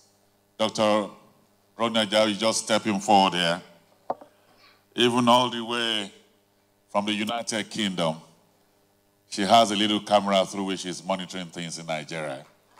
Our wonderful daughter from the UK, and she has her data and everything. I welcome you. Thank you very much. Thank you very much. I'd like to first acknowledge people in the audience. So the President, represented by the Minister for the Federal Territory, Capital Territory, Mohamed Musa Bello, and also the Secretary to Government, represented by the Permanent Secretary, General Services, Mr. Olusegun Adekunle. I'd also like to stand on other protocols. I'm conscious of time, so therefore I won't take too much in the fact that I've only got 5 minutes. Now the key for me, and how did all this start? I met the Special Senior Assistant to the President on Policy and Development, and I must say that he's a man who is extremely humble, with immense integrity, which is a reflection of this administration. And I say it's a reflection of this administration. Why? I am Nigerian. My father's Yoruba, Muslim. My late mother was Christian from the South, but I had the opportunity of also studying in the North. Notwithstanding, in the international community, you are seen as a Nigerian. You're not seen whether you're from the North, from the South, from the East, or from the West. You are seen as a Nigerian, and that to me is important. Not only that, in Nigeria, a lot of the negativity affects people in the diaspora. And so there are people who try to portray a very positive image of Nigeria. And it's very important. And one thing I felt with this administration, when the senior SSA met me in the UK, he honestly asked me if I could put together something about what I see independently what this government has achieved. So there was no political mandate. It was pure integrity and honesty. And I took that opportunity to do some research. Some of it has been, most of it has been verified, going through Federal Executive Council documents, asking people to visit different sites. And so I've actually put this document together that you all have to hand at the moment. I think that's been circulated around to all of you. So a lot of the achievements of this administration are actually highlighted within this document. There is also a single page that highlights some of the amendments, typos that we've made. So I express my apologies for that. So let's get into the key aspects with regards to this administration and what they've achieved. I'm conscious, obviously, I've said of time. I did put a presentation together. in terms of what I wanted to talk about, if I can get this working. But what I'll do is I'll actually just talk rather than go through the details, because a lot of the points that have been mentioned have already been discussed. And so I'd like to focus mainly on the achievements. And what I've done is I've taken out of all the achievements that have been recorded, so for instance, security, the economy, power and energy, infrastructure development, the environment, education, healthcare. Further achievements are in terms of anti-corruption, that's one of the key ones, agriculture and food security, which has been spoken about, youth development, judiciary and the system, the judicial system and legal system, the Niger Delta, and resource management and control. That is an immense amount that has been done. However, what has failed this administration to some extent is all these positive things have not been communicated outside the country, and that needs to be addressed. So I would please ask the machinery of government to please make sure these positive things that are happening within Nigeria is actually communicated outside the country, because the perception of Nigeria tends to be very negative. But yet, when Nigeria sneezes, the rest of the continent of Africa coughs. So Nigeria has a very key role to play. Apart from that, what I'd like to do very specifically is focus on 3 key areas. And why have I chosen these 3 areas? I've chosen these 3 areas because they're important, they are fundamental to policy development and implementation, and more importantly, we have a teeming population of youths that need to be involved in the decision-making and the policy-making and the future of this country going forward. So that is why I've chosen these 3 areas. So security, and what I'm not going to do, I'm not going to talk point by point, but I'm just going to highlight some of these points, and that's because obviously in terms of time. Now, one of the key things here is when the Chibok girls were kidnapped, 200, I'm a mother, and I'm sure there are mothers and fathers in the audience. This night, Nigeria had a very, very, very bad outcry externally and internally. Very little was done by the previous administration. And what was done was uncoordinated, inconsistent, tribal, and it was an embarrassment to this nation. And one of the things that I commend this administration for, and President Muhammadu Buhari, was that opportunity he took to rectify and to get back the Chibok girls. Albeit not all the girls have been rescued, not just the Chibok girls, but also the Dapchi girls, and I know there's one girl still outside him because she's a Christian, Shuaibu. Notwithstanding, it was the effort that was made, and that's an important factor. And with that, the international community viewed this as administration in a different manner, with a different perspective. A lot has been done in terms of the military to improve the morale within the ministry, defense. In addition to that, a lot has been done with regards to recruiting additional security support people. Not just that, even looking at the agencies, there has been a lot of changes within these agencies. If I look at another aspect within security, we've had approximately 1.5 million displaced persons who have been resettled into their communities. Now, I'm not saying the battle with regards to insurgency, Boko Haram, is over. Absolutely not. There's still a lot of work to be done. But the key is the little steps make a big result or bring about big results. And this administration has no doubt taken the right steps to try and address these issues. Some of you may ask, within the document, where did we get our facts? Now, we've produced this document for a wide variety of audiences, both locally and internationally. And it is backed by statistics, figures, and evidence. So with regards to the 1.5 million displaced persons, how did we get that data? We spoke to a lot of the international agencies, and that figure obviously is increasing. Why is it increasing? Because at the moment there's a lot of unrest in Chad and other neighboring countries. Now, if we go on security, I've mentioned about improved morale in the Nigerian army. I've also spoke about partnerships. Nigeria has formed partnerships with other countries to stop the infiltration of weapons into the country. So there are laudable steps being taken. Another aspect, if we look at that I would like to speak about, is the economy. The economy is very important because basically that's what puts meals on people's tables. And what has happened with the economy? We have seen major strides in terms of where the economy was and where it's going. For instance, Nigeria was in recession. We're now out of recession. Growth has increased, albeit because of the recent elections coming up. I know that has skewed the figures slightly, and growth is on slightly down. But notwithstanding, the single treasury account, for instance, has increased the revenues into the government's coffers significantly.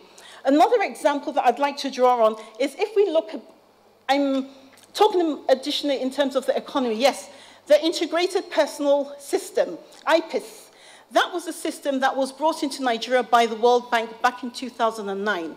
I actually had the opportunity of working on that program. We are now in 2019, and that program is still going on. That shows the continuity of this government. One of the earlier speakers, Doctor, mentioned one of the key things that previous administrations have done is they start a policy, they start implementing, a new administration comes in, and then they stop. However, what we've realized by this administration is the continuity of the work that they do. And in policy development, I've had the opportunity to work in the UK in Parliament. I advise Parliament, and also not just in Parliament. I've done very high-profile schemes in the UK. In addition to that, in academia, I do a lot of work with Cambridge University, training African leaders, because leadership is fundamental. If you have the right leader, you can change a country. And that's one of the positives of this current administration. Absolutely.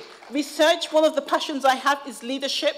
And I do a lot of research on leadership and looking at African leaders. And if you look at different African leaders and their type of personalities and the type of what they do in terms of policies and implementation, those that succeed are the ones whereby it's very controversial because they are stopping the norm. They are changing things. They're not allowing people to do things the way it was. It's not business as usual. But let's continue. And sorry I'm speaking so fast because I'm conscious of the time and we've got quite a lot to get through. If we look at education, education is very dear to my heart because education is the fabric of any society.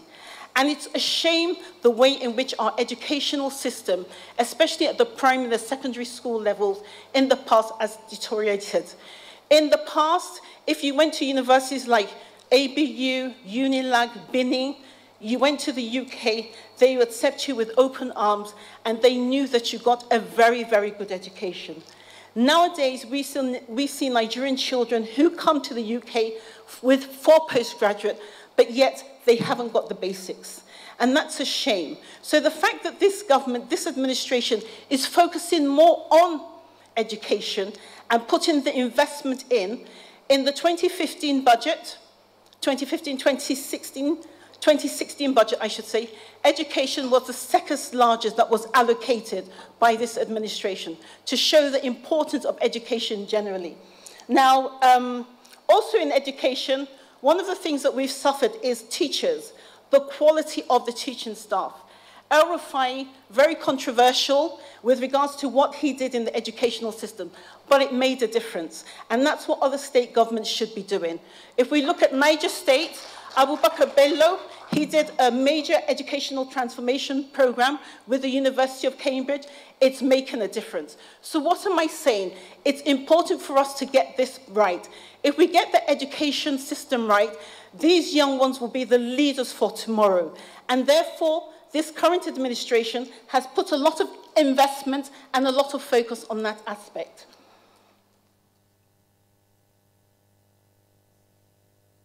The other aspect with regards to education that we've put focus on is the gender, the importance of women, equality, and putting that focus also on the youth. There's also the home feeding program, which some other speakers before me have already spoken about with regards to what's happening in the agricultural sector. What I'm doing is avoiding repeating some of the things that have been said before, but focusing on other areas that haven't yet been mentioned. So where does all this lead us? And what does this leave in terms of my concluding remarks? I think change is a process. It takes one step at a time. But the important thing in any transformation is making that start. And this administration has definitely made that start. The other aspect is policy. What are we doing and how can we ensure that our policies match what we're doing? So a forum like this is good, because not only does it bring people with like minds together, it criticizes and it looks what could have been done better. And one of the things I started with is communication.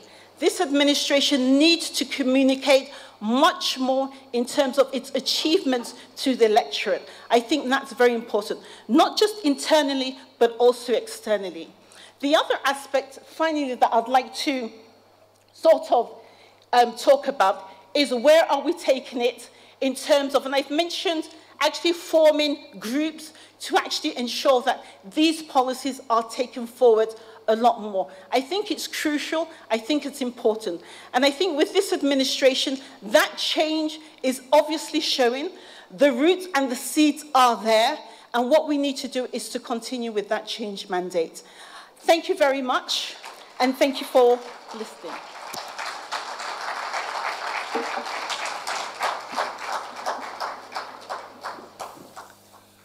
While she was speaking, I closed my eyes, and I thought it was Theresa May that was speaking. I then opened my eyes again, and I said, this is our daughter. Let's put our hands together for our ladies and gentlemen. Mrs. Taiwo Adejumo, Afri Market, Trade and Investment Partners, you're here. We thank you for coming.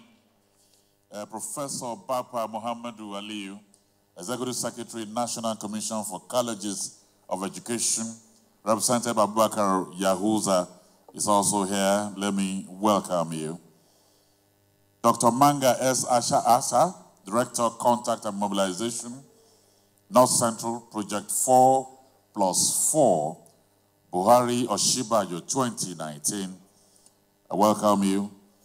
Aminu Lawal Uthman, Contact and Mobilization, National Committee of Buhari Support Groups. Chief Ambassador Dr. Charles Chukwu, National President, Program Youth Movement, and Biliaminu A. Idris, Northwest Zonal Chairman, Save Nigeria Project. You're all welcome. And also here is Honorable Efe Akanuga, South-South Coordinator, PMBY, or Nationwide Supporters Group. I welcome you all. Your Excellencies, distinguished ladies and gentlemen, there's a saying that says, if you want to be a good leader, be strong enough to stand alone, smart enough to know when you need help, and brave enough to ask for it. And all of this qualifies our president. Let me invite here Shetima Umar Abagana, Acting Managing Director, Chairman of the Revenue Mobilization. And the man is coming here. Anybody who has monetary problem, hold this man. He's the one holding all the money. I welcome you, sir. You're welcome.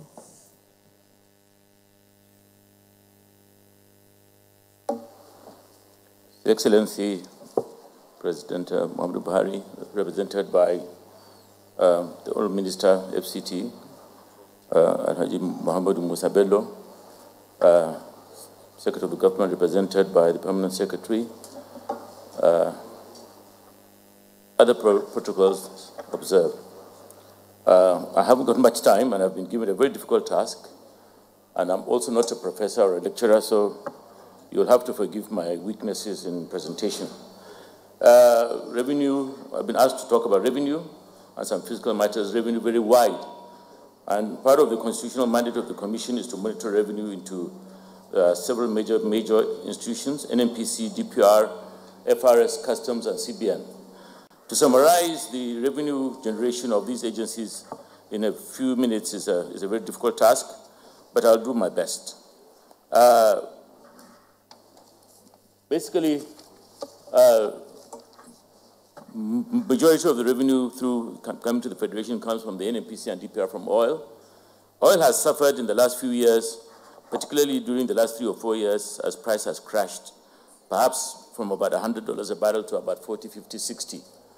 And that could have created a huge problem for this country had it not been for the change agenda that I will now show when I come to show the slide of the performance of FRS and Customs. NMPC production, on the next 4 slides, I've given out a lot of these. Maybe later people will go through them.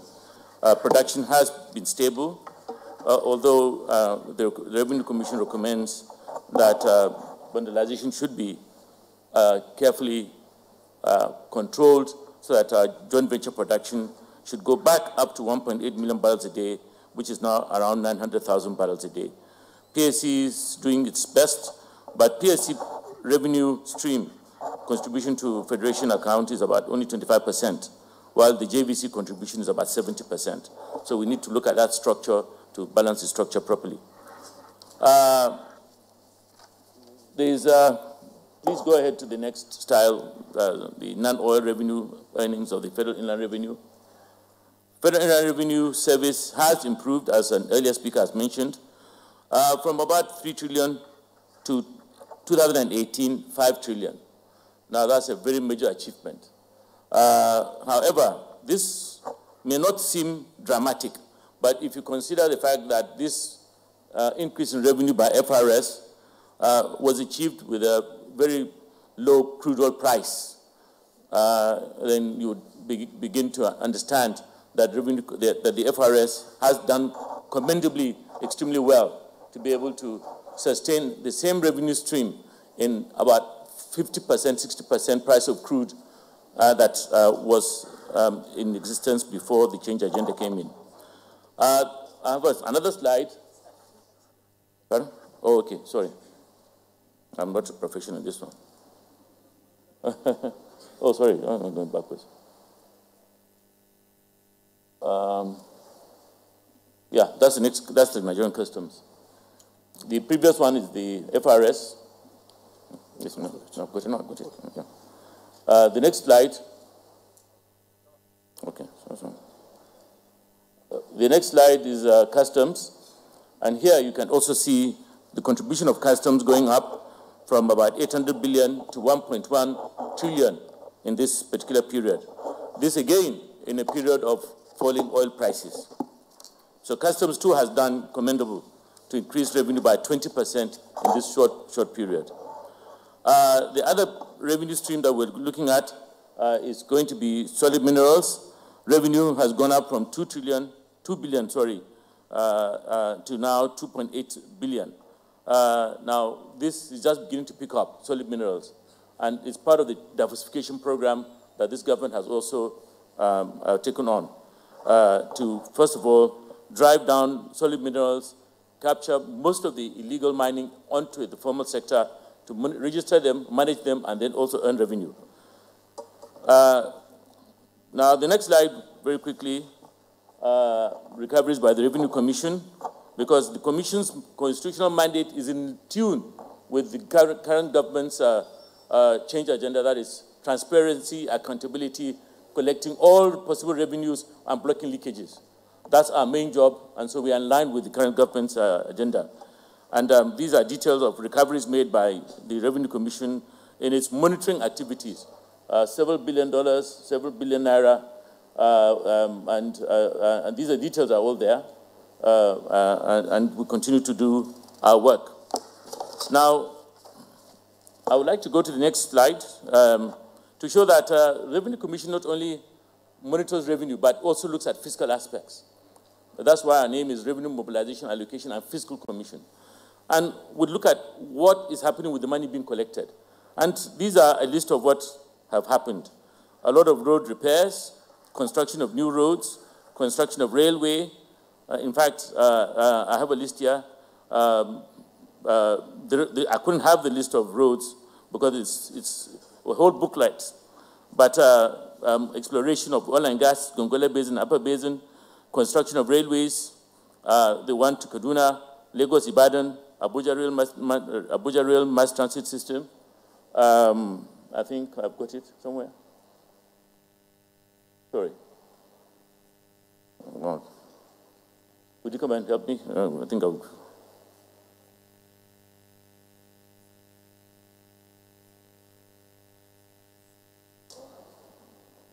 I think I went too fast.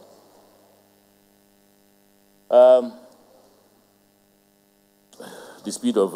now, power. Another aspect which we paid attention on the infrastructure is gas pipelines. Completed 902 kilometers of pipelines and ongoing 490, which will help power generation and will help industry.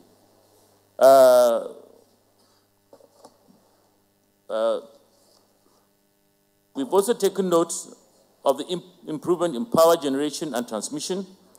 And as a former marketer of petroleum products, I was the managing director of World Petroleum, African Petroleum. Whenever NEPA used to go down, we used to be very happy because we know we were going to sell a lot of diesel.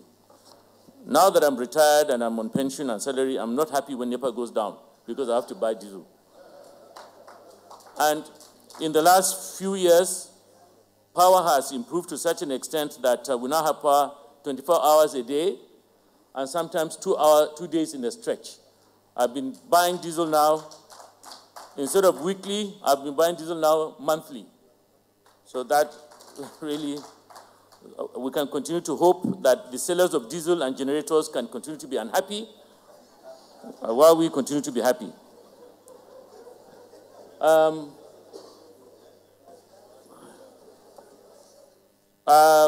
will now go to fiscal matters, if I can get this working properly. Recommendations, improvement, fiscal matters. Now, I just want to summarize this one a little bit quickly. These are concerns that cause problems in Nigeria. High cost of governance. We must look at high cost of governance. This is caused by an expensive nature of the presidential system, large bureaucracy, duplication of government ministries and agencies, endemic corruption. In fact, in Nigeria, people are not only corrupt, but are proud to display their corruption. Big houses and big cars. They want to show that they are corrupt. And it's something very, very serious, and I'm happy the lady that came from UK was talking about it. High cost of public service delivery, high security costs, insurgencies, kidnappings, multiple salaries and severance allowances for public officers, extravagant activities and expenditure of public officers, high domestic and foreign debt, weak enforcement institutions. Suggestions to reduce this further: reduce the executive structure in an optimum cabinet. We must commend President Buhari. He has 36 ministers. In the past, ministers were up to 42, and I don't know how many special assistant advisors, maybe God knows how many. He's kept to a very slim cabinet and a very slim political system. Now, there is also need to merge and harmonize some of the government agencies. Quite many of them are duplication of their effort, and therefore you are just paying unnecessary salaries and wages. Strict adherence to approved remuneration for political and public office holders, pursuance of cost of reduction policies, emphasis on development and infrastructure, which I've already explained, road, rail, gas, and power. Additional change, attitudinal change in terms of disposition and lifestyle of political leaders. This one I would like to mention a few that I've noticed about President Buhari's own attitude. He's a very strict and disciplined person. When he came into office, I took note that one day his wife and daughters were traveling by Emirates to Saudi Arabia. They were going with commercial airline. I've noted in past when staff, friends and girlfriends of officials in the villa used to take presidential aircraft. Now his own wife and children are traveling commercial. He even decided to sell some of the aircraft in the presidential fleet. He also refused to buy new vehicles. Most people, when they get into office, buy new vehicles. He decided to use the same vehicles used by his predecessor. He also travels with a very small contingent, goes abroad with a contingent of about 40 officials. In the past, presidents used to travel with 200, 100, 300. There was even a time a presidential delegation went out with 1,000 delegates. The conference internationally was expecting 1,000 people. Nigeria went with the whole 1,000. So this disposition of Mr. President in himself, disciplining himself and running himself in a disciplined way, we must commend, and that's ask him to continue in that direction. Now, I'm coming towards the end. I've been asked to be so fast. Where are my papers?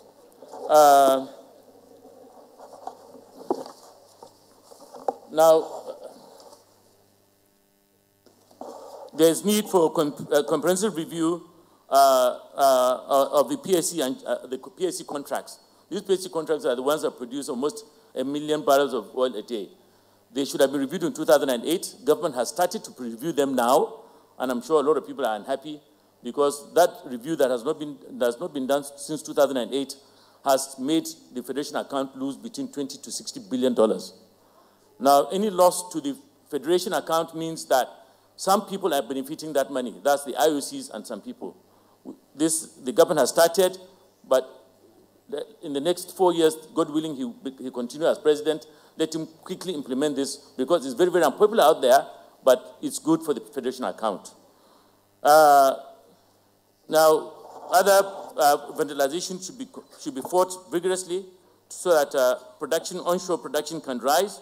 Granting of waivers and concessions should be carefully implemented and stopped, which was an abuse that was happening before 2015. Mining Inspectorate Division of the Minister of Mines should be carved out to be made into an inspectorate arm like DPR, self-financing that will develop the mining industry. Finally, I just want to make a few remarks about the President's own personal, in addition to what I've said in the past about his disposition. I have been able to be lucky to have followed the President in his footsteps. He doesn't know that, but I have followed his footsteps. I joined NNPC in 1980, about a year or so after he left NNPC as a Minister for Petroleum. He developed NNPC, and when I got into NNPC, in a few years, I became head of domestic sales in marketing. And I was just marketing products produced by the 3 refineries and 22 depots and 5,000 kilometers of pipeline, which he himself left in 1979. Since he left, that investment of 3 refineries, 22 depots, and 5,000 kilometers of domestic pipelines, not a single inch has been included, has increased. So he left this. Now, later on, as MD of African Petroleum, there was a price increase under Sani Abacha, and the issue was what to do with the price increase. Everybody was frightened that the money would disappear, but it was agreed that a PTF should be formed, and the most honest Nigerian should be found to run it. And that's where, again, Sani Abacha begged Muhammadu Buhari to come and chair the PTF. He was the most honest Nigerian that could be found to do it. Now, the reason was this. Half of the price increase was given us to the industry to manage itself, and the other half to PTF so that Nigerians can see the benefit of the price increase. And from that time to now, a lot of people can still see a lot of roads, schools, clinics, and bridges with the insignia of PTF, 20 years after the PTF had been closed down. He was sworn in May 2015, and by December, I was asked to act as chairman. And again, I'm following him and seeing his impact on revenue collection and his impact in infrastructure and impact in the activities he was doing. I then remembered that President Buhari, first assignment when he left the NDA was as a supply and transport officer, S&T. I think that's how he started, before going into infantry or whatever he is now. I don't know, he's retired. Because my senior brother Shitima actually worked with him in 1967 or 8 in S&T. And an S&T officer normally looks at logistics, supply and distribution. And that's all that the president has been doing since. In NNPC, he was doing gas pipelines, refineries and depots. In PTF, he was doing roads and bridges and schools and hospitals. And now, he's doing infrastructure, roads, rail, gas pipelines, power. He's followed his profession to the hilt. Thank you very much.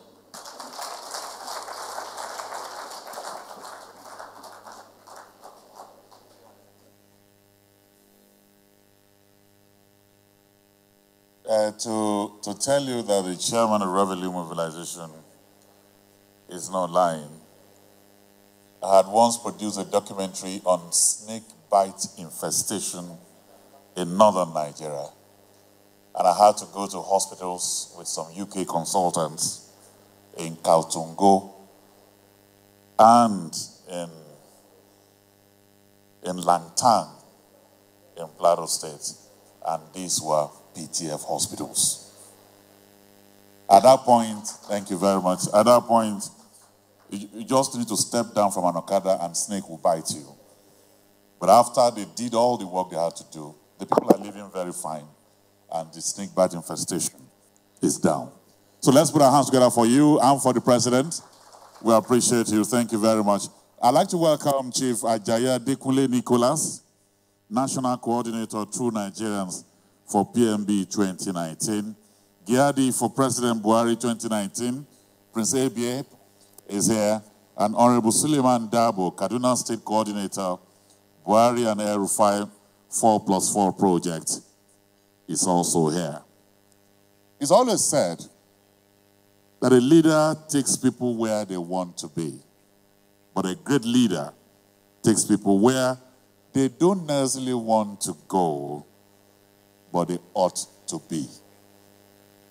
And that's what this man is doing to Nigeria, taking us to where we ought to be. Earlier, while Mr. Paul Oluwiwe was talking about agriculture, because he's an expert, and every time I keep on telling him, document your experiences in a book, Nigerians want to read from you. And I told you that the MD of NASAL is here to corroborate and deepen some of the things he has said. It's now time for me to call Aliyu Abdulhamid, MD NASAL, to speak.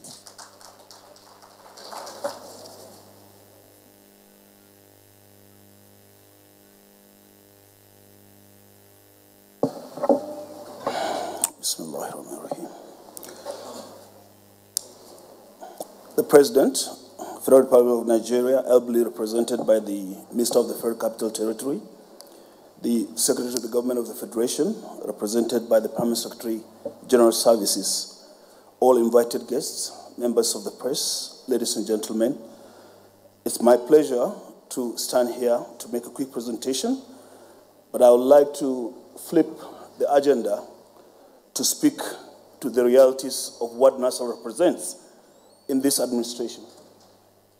It says, interrogating the change agenda, challenges and lessons learned in implementation. I would like to say NASAL as an organization, a wholly owned corporation of the Central Bank, represents the change agenda in action. Prior to 2016, and one of the great-grandfathers of creating NASAL, Mr. Paul Oluwiwe, is here. NASAL existed but inside the Central Bank of Nigeria. With the coming of the president and with the information of the governor of the Central Bank, it was decided that this organization should come out into a full corporation and take its rightful place. Though it was incorporated in 2013, NASAL came into its own fully in 2016 after the executive management was appointed. We are a $500 million organization. It's fully funded by the Central Bank as a risk guarantee organization, providing technical assistance. And the way the Central Bank created NASAL was a very smart organization. We actually make people to invest their money without spending a dime of our own money. It's a very smart organization. We don't take a kobo, neither from the central bank or nor from the federal government, to run our business. We invest part of our capital to pay salaries, and over 99% of our earnings is spent on developing and supporting farmers and agribusiness actors across the value chain, across the country. But the most important thing that connects NASL to this agenda is the fact that the statements of the president and the position of the governor of the central bank and the central bank itself, the president particularly, morning, noon, and night, the one thing he keeps repeating over and over is about agriculture, about the poor, about the millions of smallholder farmers, about how agriculture can be the silver bullet to solve Nigeria's socio-economic problem while lifting millions out of poverty. Now, to many people, that could be just a statement in passing. To finance investment and risk management, it's key. We all know what the statement, a single word from the governor of the Reserve Bank of the US, the moment he utters a word, you all know what happens to the stock market around the world. Similar thing happens with the position of the president on agriculture. NASL and the central bank's effort in the agricultural space wouldn't have been successful at all without the constant reminder of the president to the entire investing industry and the finance industry that I am there with you. I would always be there with you. Put your money where your mouth is. Make people go out of poverty into wealth. You too, make your own money while you are helping the poor. And those statements, ladies and gentlemen, are not technical statements. These are the statements that we as NASL take to global fora. Just recently, I came back from the OECD in Paris. The OECD is the club of clubs. It's the club of the richest countries of the world. And I was the only African invited in that club just 2 weeks ago in Paris. Guess what? Made them to select Nigeria and to select NASL, which is part of the government, to go and make a statement. It's simply because they watched the stance and the policy statements of the president since he came in. From the beginning till this present time, and even in his campaigns, he keeps saying, agriculture is the way to go, agriculture is the way to go. For those that are in oil and gas and telecoms, all these elitist subsectors of the economy, excellent, very good. Most of our FX and our budget is funded by oil and gas. And I would like to acknowledge our boss, the former MD of AP. I was actually a marketer too under him sometime back in my early life. But those sectors are really elitist when it comes to massive uptake of employment. In agriculture, the professor, the street guy, the motor park tout, the educated, the uneducated, the women, the youth, everyone can have a living in agriculture when you do it as a business. I think that is what the president keeps referring to. We cannot afford to be doing agriculture as a culture. We must keep doing it as a business. And we cannot have incremental change. The time is not on our side. Our population is 200 million and growing. We have 200 mouths to feed morning, noon, and night. So we cannot afford to have subsistence agriculture driven by illiterate and semi-literate aging population. And we think we can survive the next 20 years on this model. It cannot happen.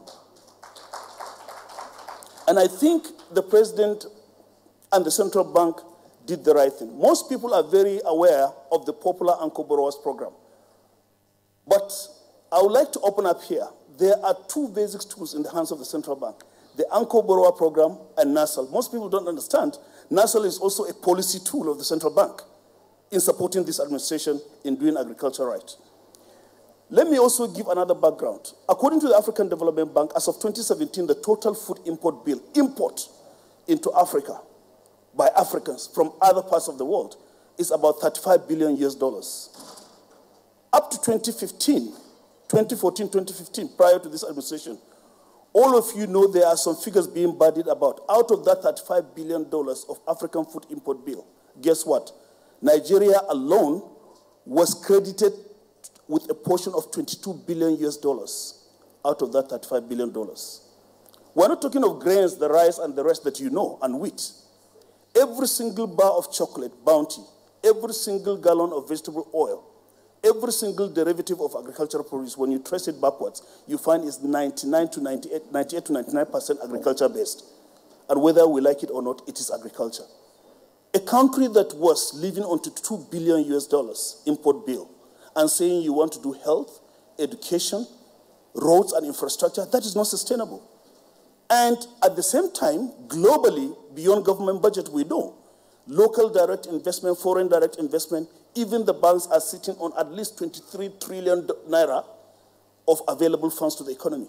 But they cannot touch it until you have a de-risking mechanism, someone that can step in and provide the collateral and the comfort that finance needs to be able to put money. So what NASAL does through Central Bank of Nigeria is to ensure that beyond government budget, which has competing demands and is finite in resources, we also leverage global funds flow and local funds flow to do agriculture right. And I keep saying that the policy statements of the president, the stance of the Central Bank of Nigeria is a great enabler in making us do what we did. Even though the central bank funded NASAL as a technical fund to the tune of $500 million, we were able to leverage almost that amount of money, up to $450 million as of Q2 2018. $450 million, ladies and gentlemen, of additional funding to about 700 projects in Nigeria without losing up to 1% of our own funding. And that is possible because when we go to banks, when we go to International Investors Forum, the first thing they will tell you, what is the policy position of this government and what you want us to do. We are very proud to beat our chest and say, just go to the newspapers of Nigeria of yesterday, trace President Buhari and hear what he has mentioned about agriculture. This is our testimony because the president leads the show and we follow it. And we're very glad for that.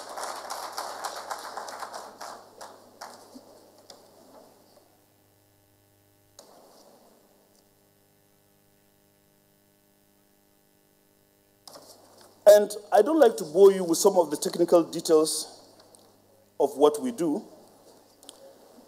It's important to realize also that because of the success NASAL has achieved, today we have overtures of governments from Rwanda to Sudan to Madagascar to Togo to Liberia making approaches to central bank for NASAL to come and establish a similar mechanism.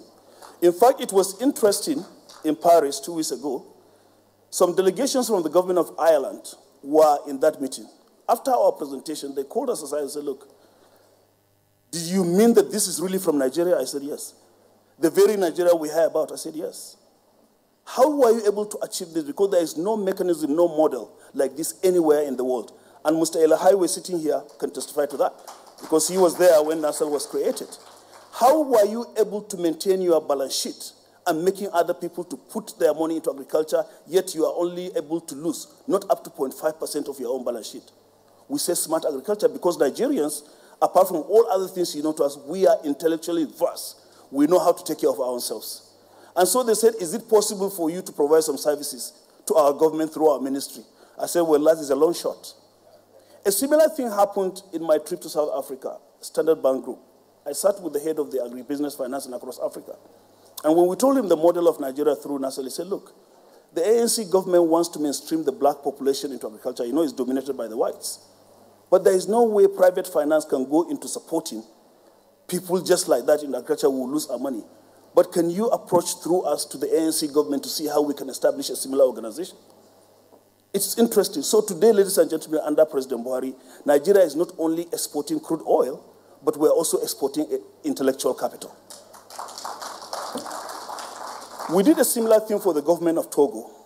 The Togolese government approached the central bank, and the central bank allowed NASAL to go and establish a similar organization. In 6 months, we were able to establish a similar organization that the entire finance system of the World Bank, IFAD, and the rest said they are now ready to support the government of Togo to finance the agricultural project simply because of what NASAL has done. And we got the highest national award for doing that to the government of Togo. And I mentioned it to the president when I had audience with him. Ladies and gentlemen, I said all this to move away from the standard fare to show you, once there is policy sincerity, once there is consistent maintenance of a policy principle, all things will fall into place. And I like to say that NASAL is the testimony to consistency and faithfulness in policy design and policy implementation. And we hope to do more. Most people would probably think that this organization is about 20 or 15 years old. We are all over Nigeria, but we are basically about 3.5 to 4 years old, post-incorporation. And we believe that with this consistent policy support from the government, NASAL can do more, the central bank can do more, and we hope that this policy stance will continue, God willing. Thank you very much. This man is smooth. Very smooth. Let's put our hands together for him, ladies and gentlemen.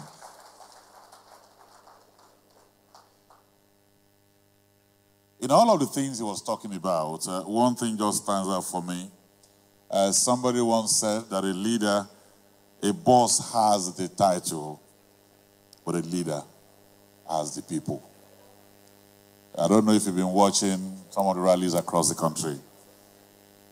Does that proverb make any sense? A boss has the title, a leader has the people.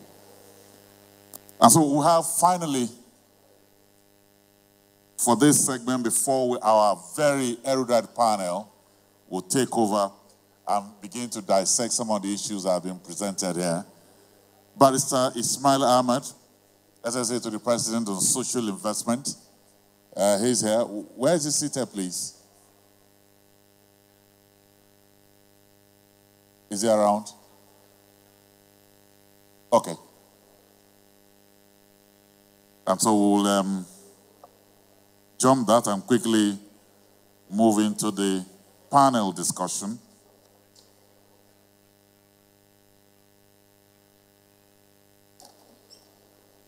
Our panelists, like I told you, are very erudite. I'd like to first welcome my friend and my brother, one of the finest broadcasters this country ever produced. He's been on the road. In fact, if you say Tokumbo is married to the microphone, you'll be very right. Please welcome here our moderator, Mr. Tokumbo Ochekunle.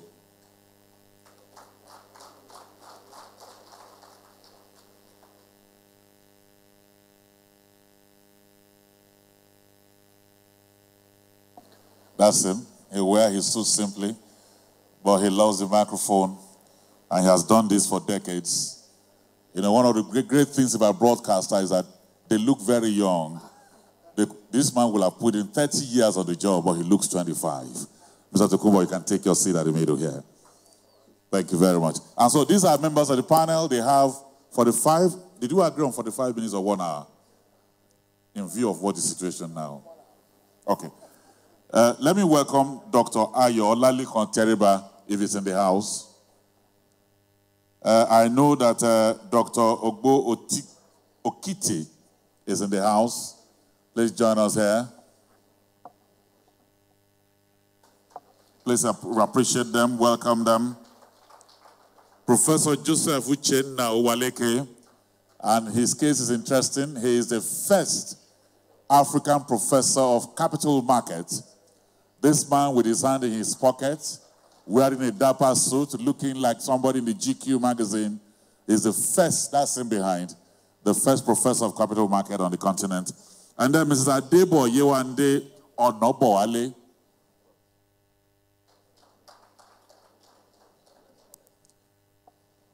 I'll need somebody on stage here to move this podium away from here so that I do not disturb, because the next 1 hour, this is Tokumbo Ochekunle's domain. No microphone, no stage should disturb you. My brother, take over.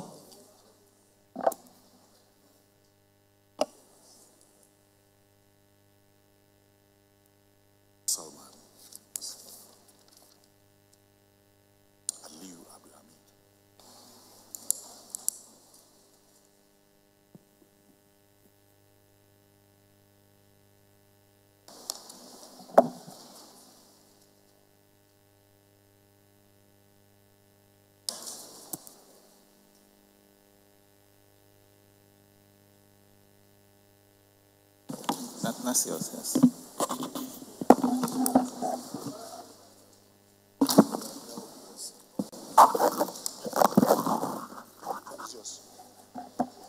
Is this one yours? Do you have one on the other? No, that one's yours. Okay, so the moderator has his own.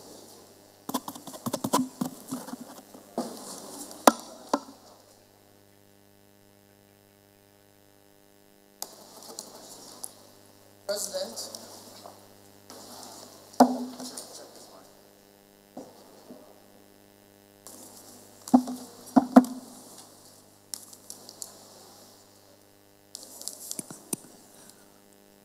The President and Commander-in-Chief of the Armed Forces, ably represented today here by the Minister of the Federal Capital Territory.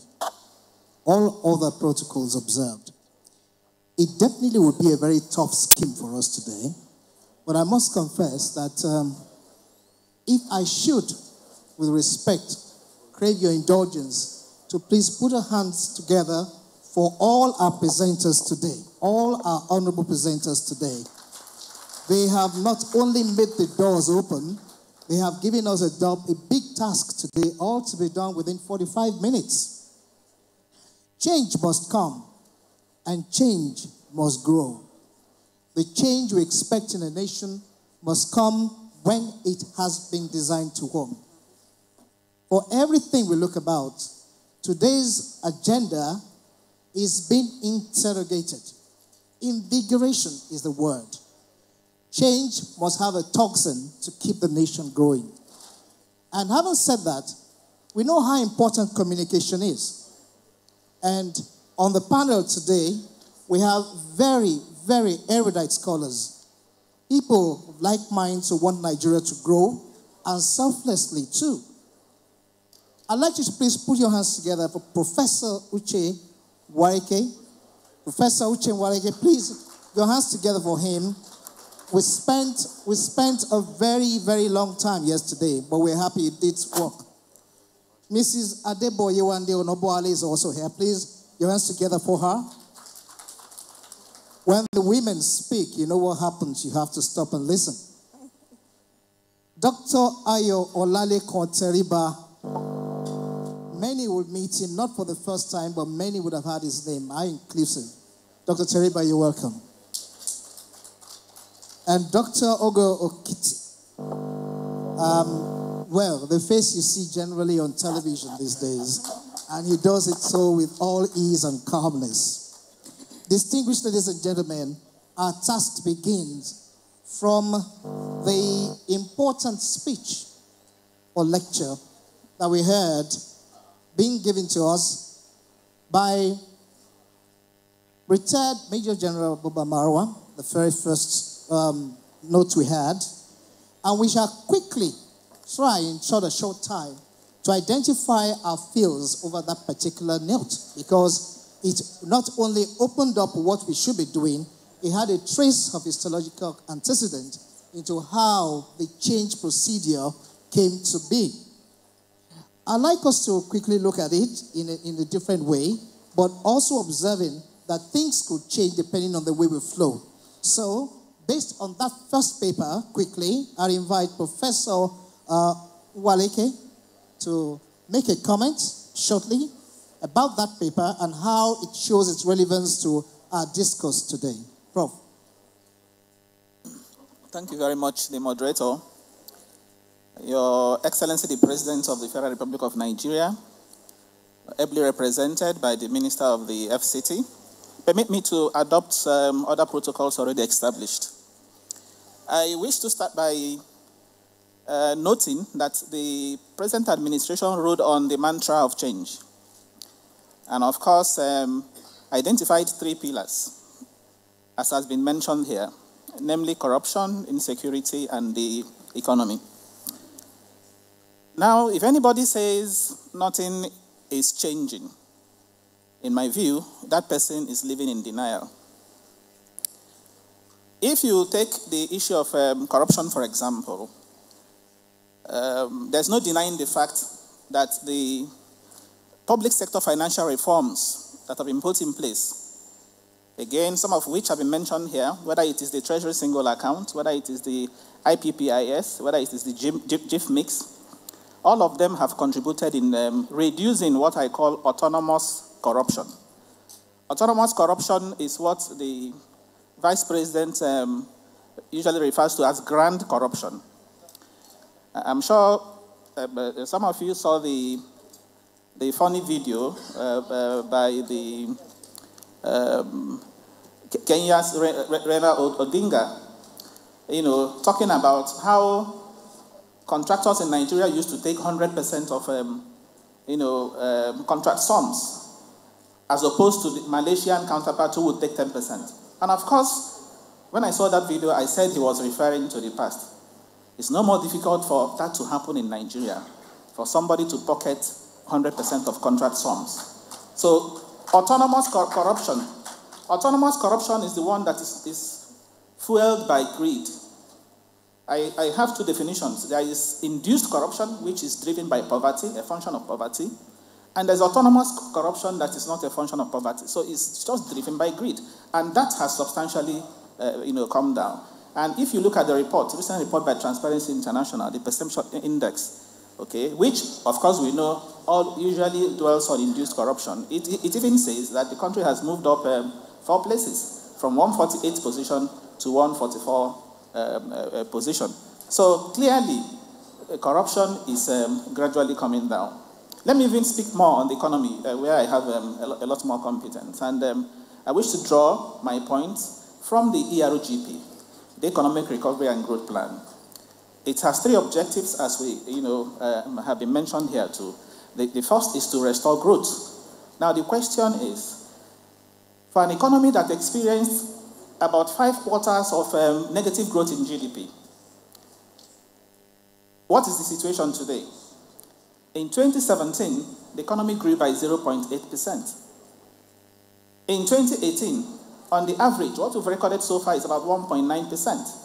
So there is progress. And in 2019, even the World Bank has recognized that more progress will be made, because the World Bank recently changed their forecast from 2.1% of 2.51% to 2.2% forecast.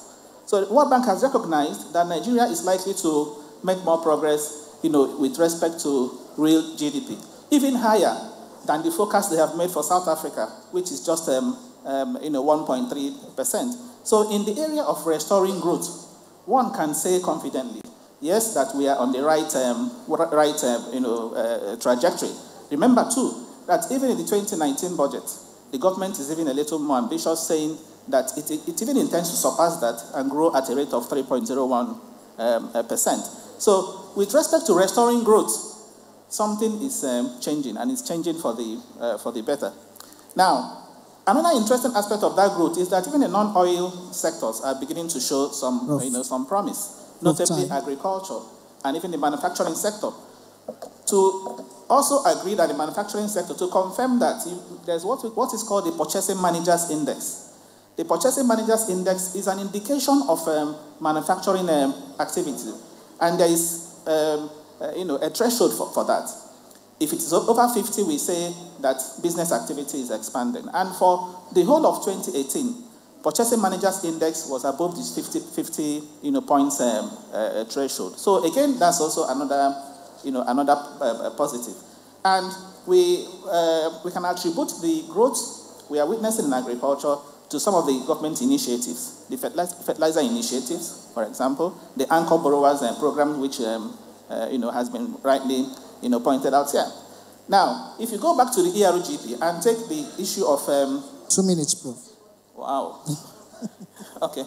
Yes. You take the issue of say, for example, achieving getting the economy, making the economy more competitive.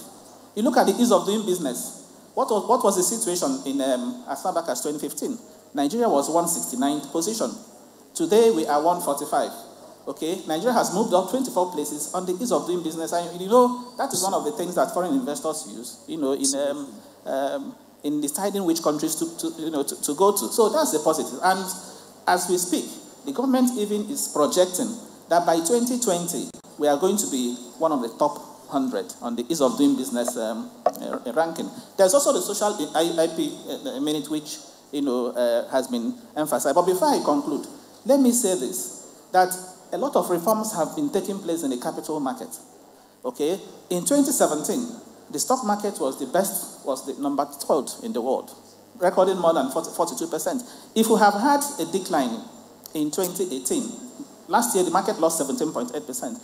That was more because of the exit of foreign investors who are living in search of higher yields in the US. And of course, the political situation. And not because of things that are wrong with the fundamentals in the economy.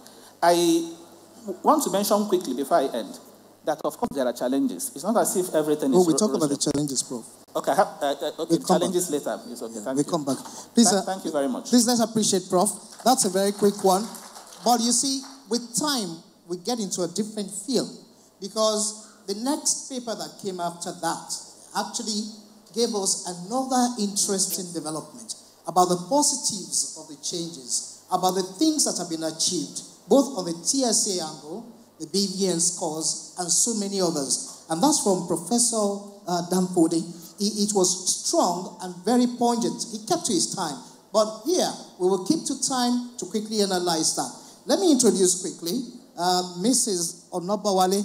She's going to do a very good justice to that in brief time about that paper delivered by Professor Yori Maru Danfodi.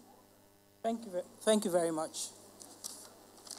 The Excellency, the President of the Federal Republic of Nigeria, Muhammad Buhari, represented here by the Minister of the Federal Capital Territory, all protocols duly observed, please. From all the presentation, I could look at it and it's like some of them, I can bet with you, a lot of us are just getting to know about the achievements of the government. And one of the things I want us to look at is information management. Information management. The implementation process is a process we need to look at because from our presentation, the achievements are there. But the citizens of Nigeria don't know about this thing. And I think one of the things we need to put in place is to enhance what is already on ground and to get the citizens involved in what the whole government is doing. I'm going to use the word change itself. Change. It's a big word. Change, change, change. You've all been talking about change.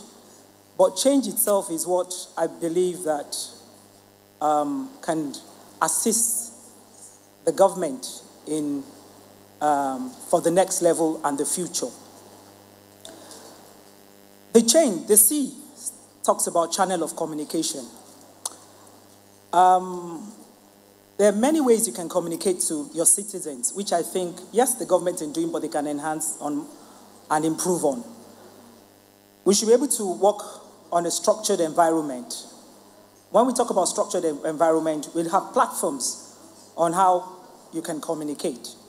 It's the era of technology, and I believe that looking at the population of Nigeria, who are the future generations, there are many platforms and many ways you can communicate all these initiatives.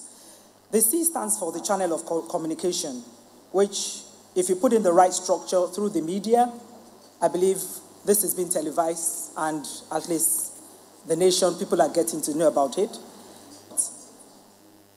We'll be able to communicate a lot of these achievements. People will not be asking questions and say, what have they done?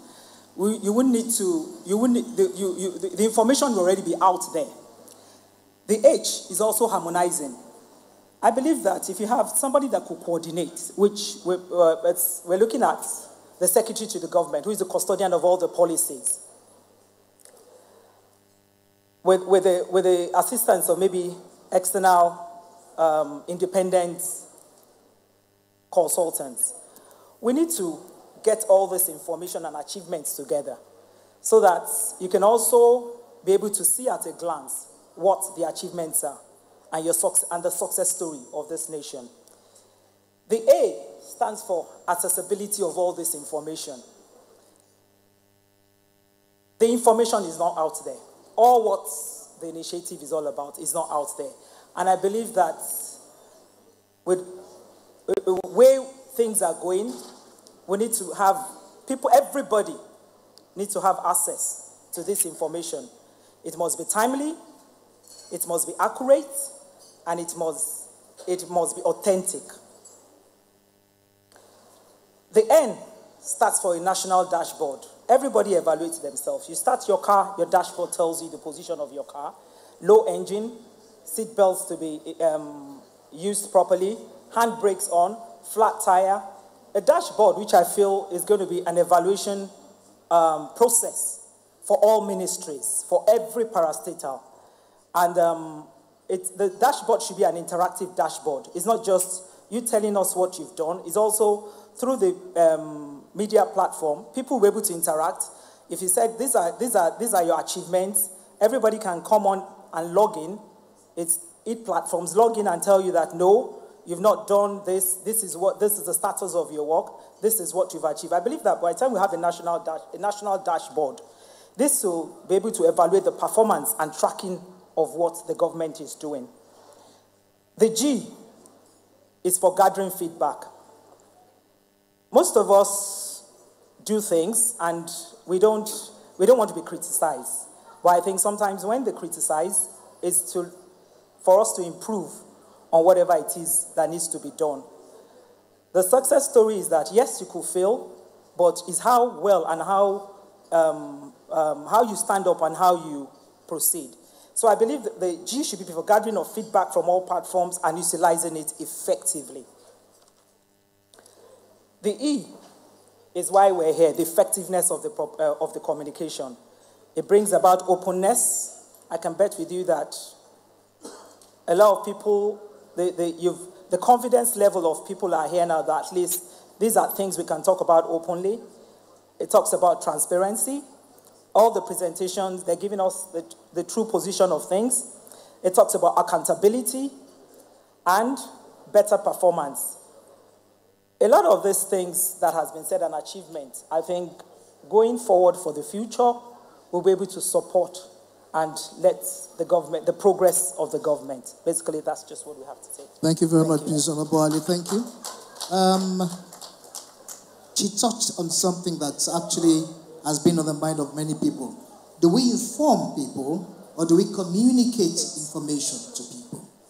And over the time, over the papers we've heard, we've realized that definitely had been a dangling clause for the change to be posited properly. However, I look beyond that and I'm asking myself, including our next respondent, what exactly will those things be that we need to take into cognizance moving on to the next level about change? Let's really interrogate it. I'd like to call on Dr. Olalede Konteriba to give us a clue to that. Thank you very much, Mr. Moderator. Good afternoon, everyone. Maybe I should borrow that. Yeah, thank you. Good afternoon, everyone. It's a pleasure to be here, to get an opportunity to be a part of this conversation about the progress with the change agenda and the next level. I'm going to be expressing fairly personal, views, personal perspectives. I am an economist and have been privileged since the return of Nigeria to democracy in 1999. I've been privileged to get the opportunity to speak with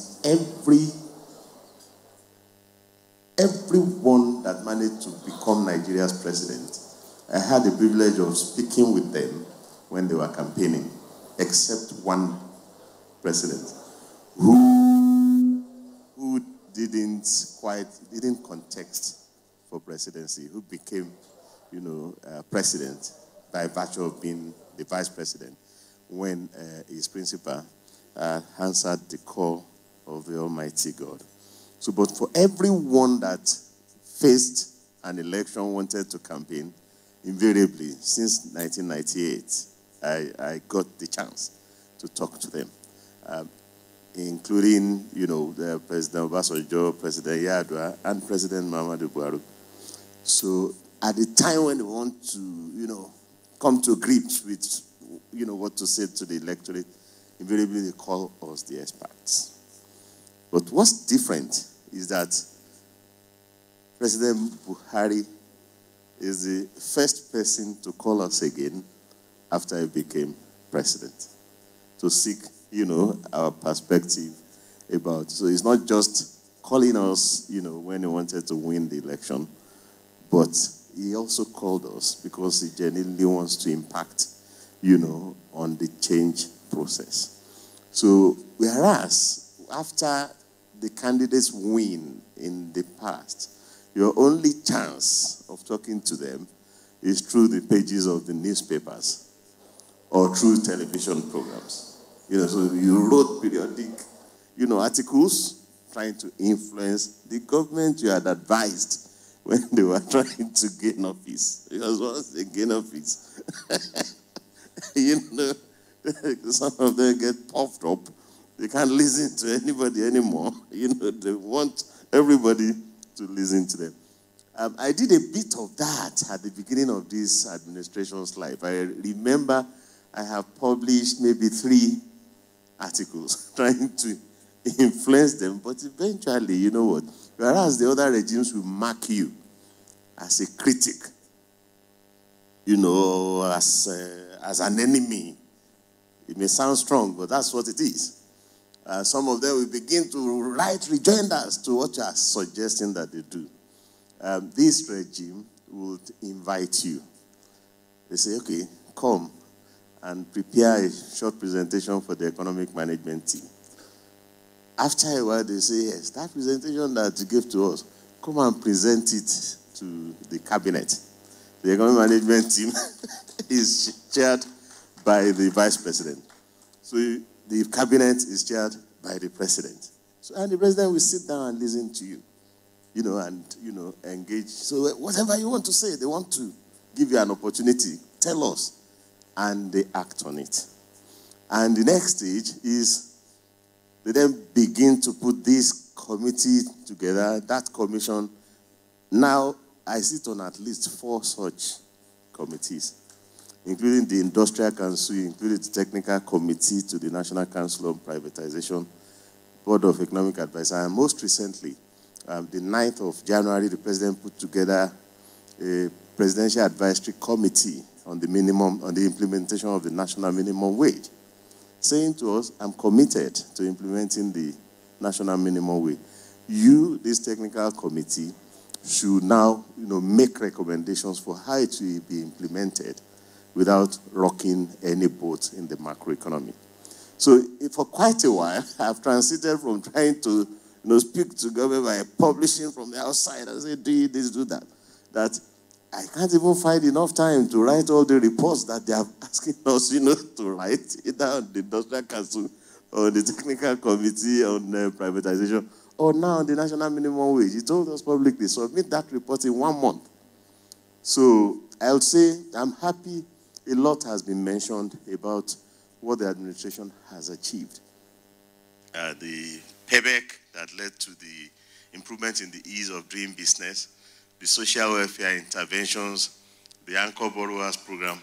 But I assure you, from what I know at the levels of the various committees and commissions, that this administration had either created for the first time or reconstituted, you haven't seen anything. That you are going to see a lot more. So I do think it's a process of, the bigger, the taller a tree will grow, the deeper the root, it will grow first. So I see a lot of root growing, in the administration. And you should expect that the tree will necessarily grow taller with time. Thank you very much. Thank you very much, Doctor. We have heard that the leader decides or gives a roadmap to where the success of a change would be. And the virtues of Mr. President have been actually raised beyond the bar here. But in thought, just passing, because as a communicator on radio, a lot more people want to know more. You're saying something that government has done, and somebody's calling you to tell you it's not that. And those are the challenges, for the radio and television people to face. But somehow, what exactly are those things that we still need to do to push or reset the button of the change? Dr. Okiti, let's start from that point and then you go from there.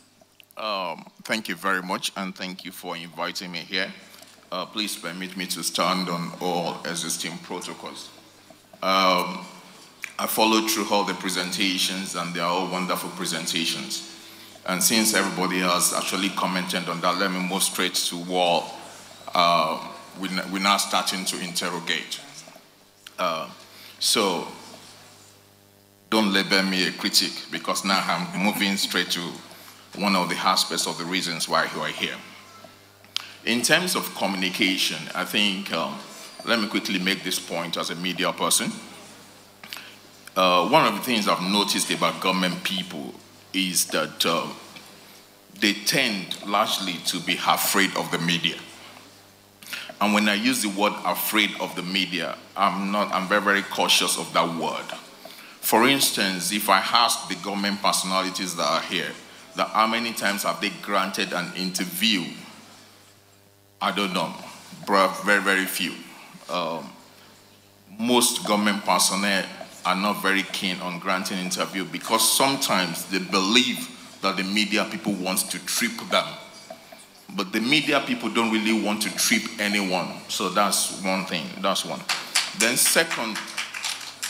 the second point I would also like to make in that regard is that I think the structure of communication within government is actually very, very wrong. For instance, you have the FEC that holds like every Wednesday. So after that, you have maybe 1-2 ministers and the special advisor to the president in communications speak. Okay, but that is that. I would like a situation whereby, okay, you have the honorable minister here. I would like a situation whereby his spokesman, even if he's once a month, actually meets with the press face-to-face and answer questions. I'm not talking of the kind of questions that they tell you the kind of questions to ask. Ask any questions and the minister should be able to answer. So that's another one. So the problem with not having that kind of structure is that you are struggling every 4 years to tell the people what you have done. So that's one aspect. The second aspect about communication is that be rest assured that people they only listen when what you have done has actually affected them. What do I mean by that? We can talk between now and tomorrow about the achievements of the president, and they are quite valid. They are quite valid. I'm not sure anyone would dispute that. However, this is the very, very critical point. However, if people believe, it does not matter whether it is true or not, but if they believe that they are getting poorer, if they believe that unemployment is rising, if they believe that insecurity is rising, it may be perception. But if they believe it, it does not matter what you communicate. So the whole idea of communication should not be communication of achievements, but the communication of the process and the motivation, that go into the policies in the first place. So for instance, if you want to talk about corruption, and let me try and narrow it to corruption. Okay, you have corruption, you have TSA. TSA was already established before the administration came in, but the administration has put bite to it. Okay, that's good. Whistleblowing, they did whistleblowing, they put bite to it. Fantastic. And they also started dealing with past corruption using the BVN. That is also good. However, these are all affecting past corruption. What about if in a master stroke, the president said, look, everyone in my administration that has submitted his wealth and income to CCT, publish it in the newspapers. So you have, wow. So you are dealing with past corruption. The people already also see that, okay, you are ready to subject yourself to a higher standard. Because one thing that is very familiar with change is that when we say, oh, this thing is not happening in this administration, oh, they say it did not happen with past administration. No, the way the president came in 2015 was very, very instructive. It was not meant to be subjected to the kind of standards of the past. So if it was not meant to be subjected to the kind of standards of the past, then we must behave in a different way. And that is what you call change. So change is not only in outcome, change is also in behavior. Thank you. Thank you. A really baffling aspect of what we're saying here is the international perception. Over time, we have had cases, and it's actually becoming very relevant, particularly in Dr. Ajao's piece. She brought the external factor into it and began to wonder, we don't have this information, but if information doesn't get, or communication doesn't get to the outside market, they definitely would have a different opinion about what we're doing. And that opinion, we may say, no, it doesn't bother us, but somehow, because of the large network, it goes around. And many people like us feel, what is happening? International perception, what impact do you think that will have to the change we're actually talking about and moving the change to the next generation? We're going to wait a little bit for that to be answered because we are rounding up very soon, but we want to involve the audience, if you permit us. And we have time for just a few questions because it's not just about the show from here, it's more about the show from the starting point. So we have reactions from the public about the papers you've listened to, notable questions you have gotten by, and a bit of what we said at the moment. How do we move the change forward? Let's interrogate the change. Who kicks off first? Yes, please. Thank you. Thank you. You may identify yourself, your first question. Please, let's make it very brisk because we have few time, just a short time waiting. Yes, sir. My name is Richmond Olufison. I am a lawyer. I practice law in England. Now, when we talk about change and all these policy things we're talking about today, what comes to mind, actually, is the underlying fact. And there's only one fact there, as far as I'm concerned, and that's the legal framework. We don't have a legal framework in this country right now. The judiciary, to me, is in shambles. The legal profession, to me, is really nothing to write home about. And that's why people like me will not practice in this country for now. My question then is, what is the government going to do about this legal framework? Because if you don't have the legal framework, we're still joking as a nation. Thank you. Yes, we take another one quickly. Quickly, please. My name is Honorable Junaid Disakadi. I'm the National Chairman of NAMBO. Actually, I have two things. I have one question, and the other one, maybe I want you to highlight some of the achievement of the government, just briefly. Actually, I wanted to, the panel have actually not discussed about some of the achievements, especially the time when Mr. President came into power. The country was in a certain situation whereby it needs direct intervention, which the president has successfully done. Most of the states we have in this country, about 23 or 26 states of the federation, could not even be able to offset their salary. And this president has graciously given them bailout. This is one of the best things that one can do. And Nigerians are still not very much aware, or I don't know whether they are illiterate, whether they have denied the fact that, yes, this president actually deserved the second term. Secondly, in addition to this, actually, I happened on one experience just yesterday. I was in one hotel. I was just passing by. I have seen specifically one program by the oppositions. So then I had somebody was asking a direct question talking about something. He said that President Muhammad Buhari, he is the most corrupt individual in this country. Then I was very shocked. It's not even the government, but he was saying that President Muhammad Buhari is the most corrupt person in this government. Then I became so curious. Yes, I waited for some time. After the occasion, then I have actually identified the person that said that. Then I went directly and met the person. Then I asked him, please, you said something which actually have stopped me to wait. Actually, I'm an APC member. But what you said, please, can you throw more light on me? How do you think is President Muhammad Buhari corrupt? And he was actually talking to an audience of over 1,000 people.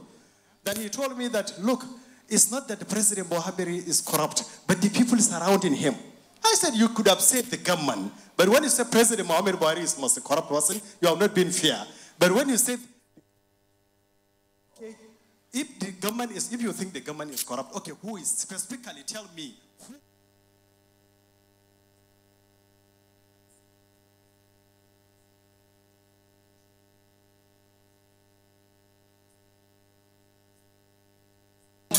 I don't tire for all the things.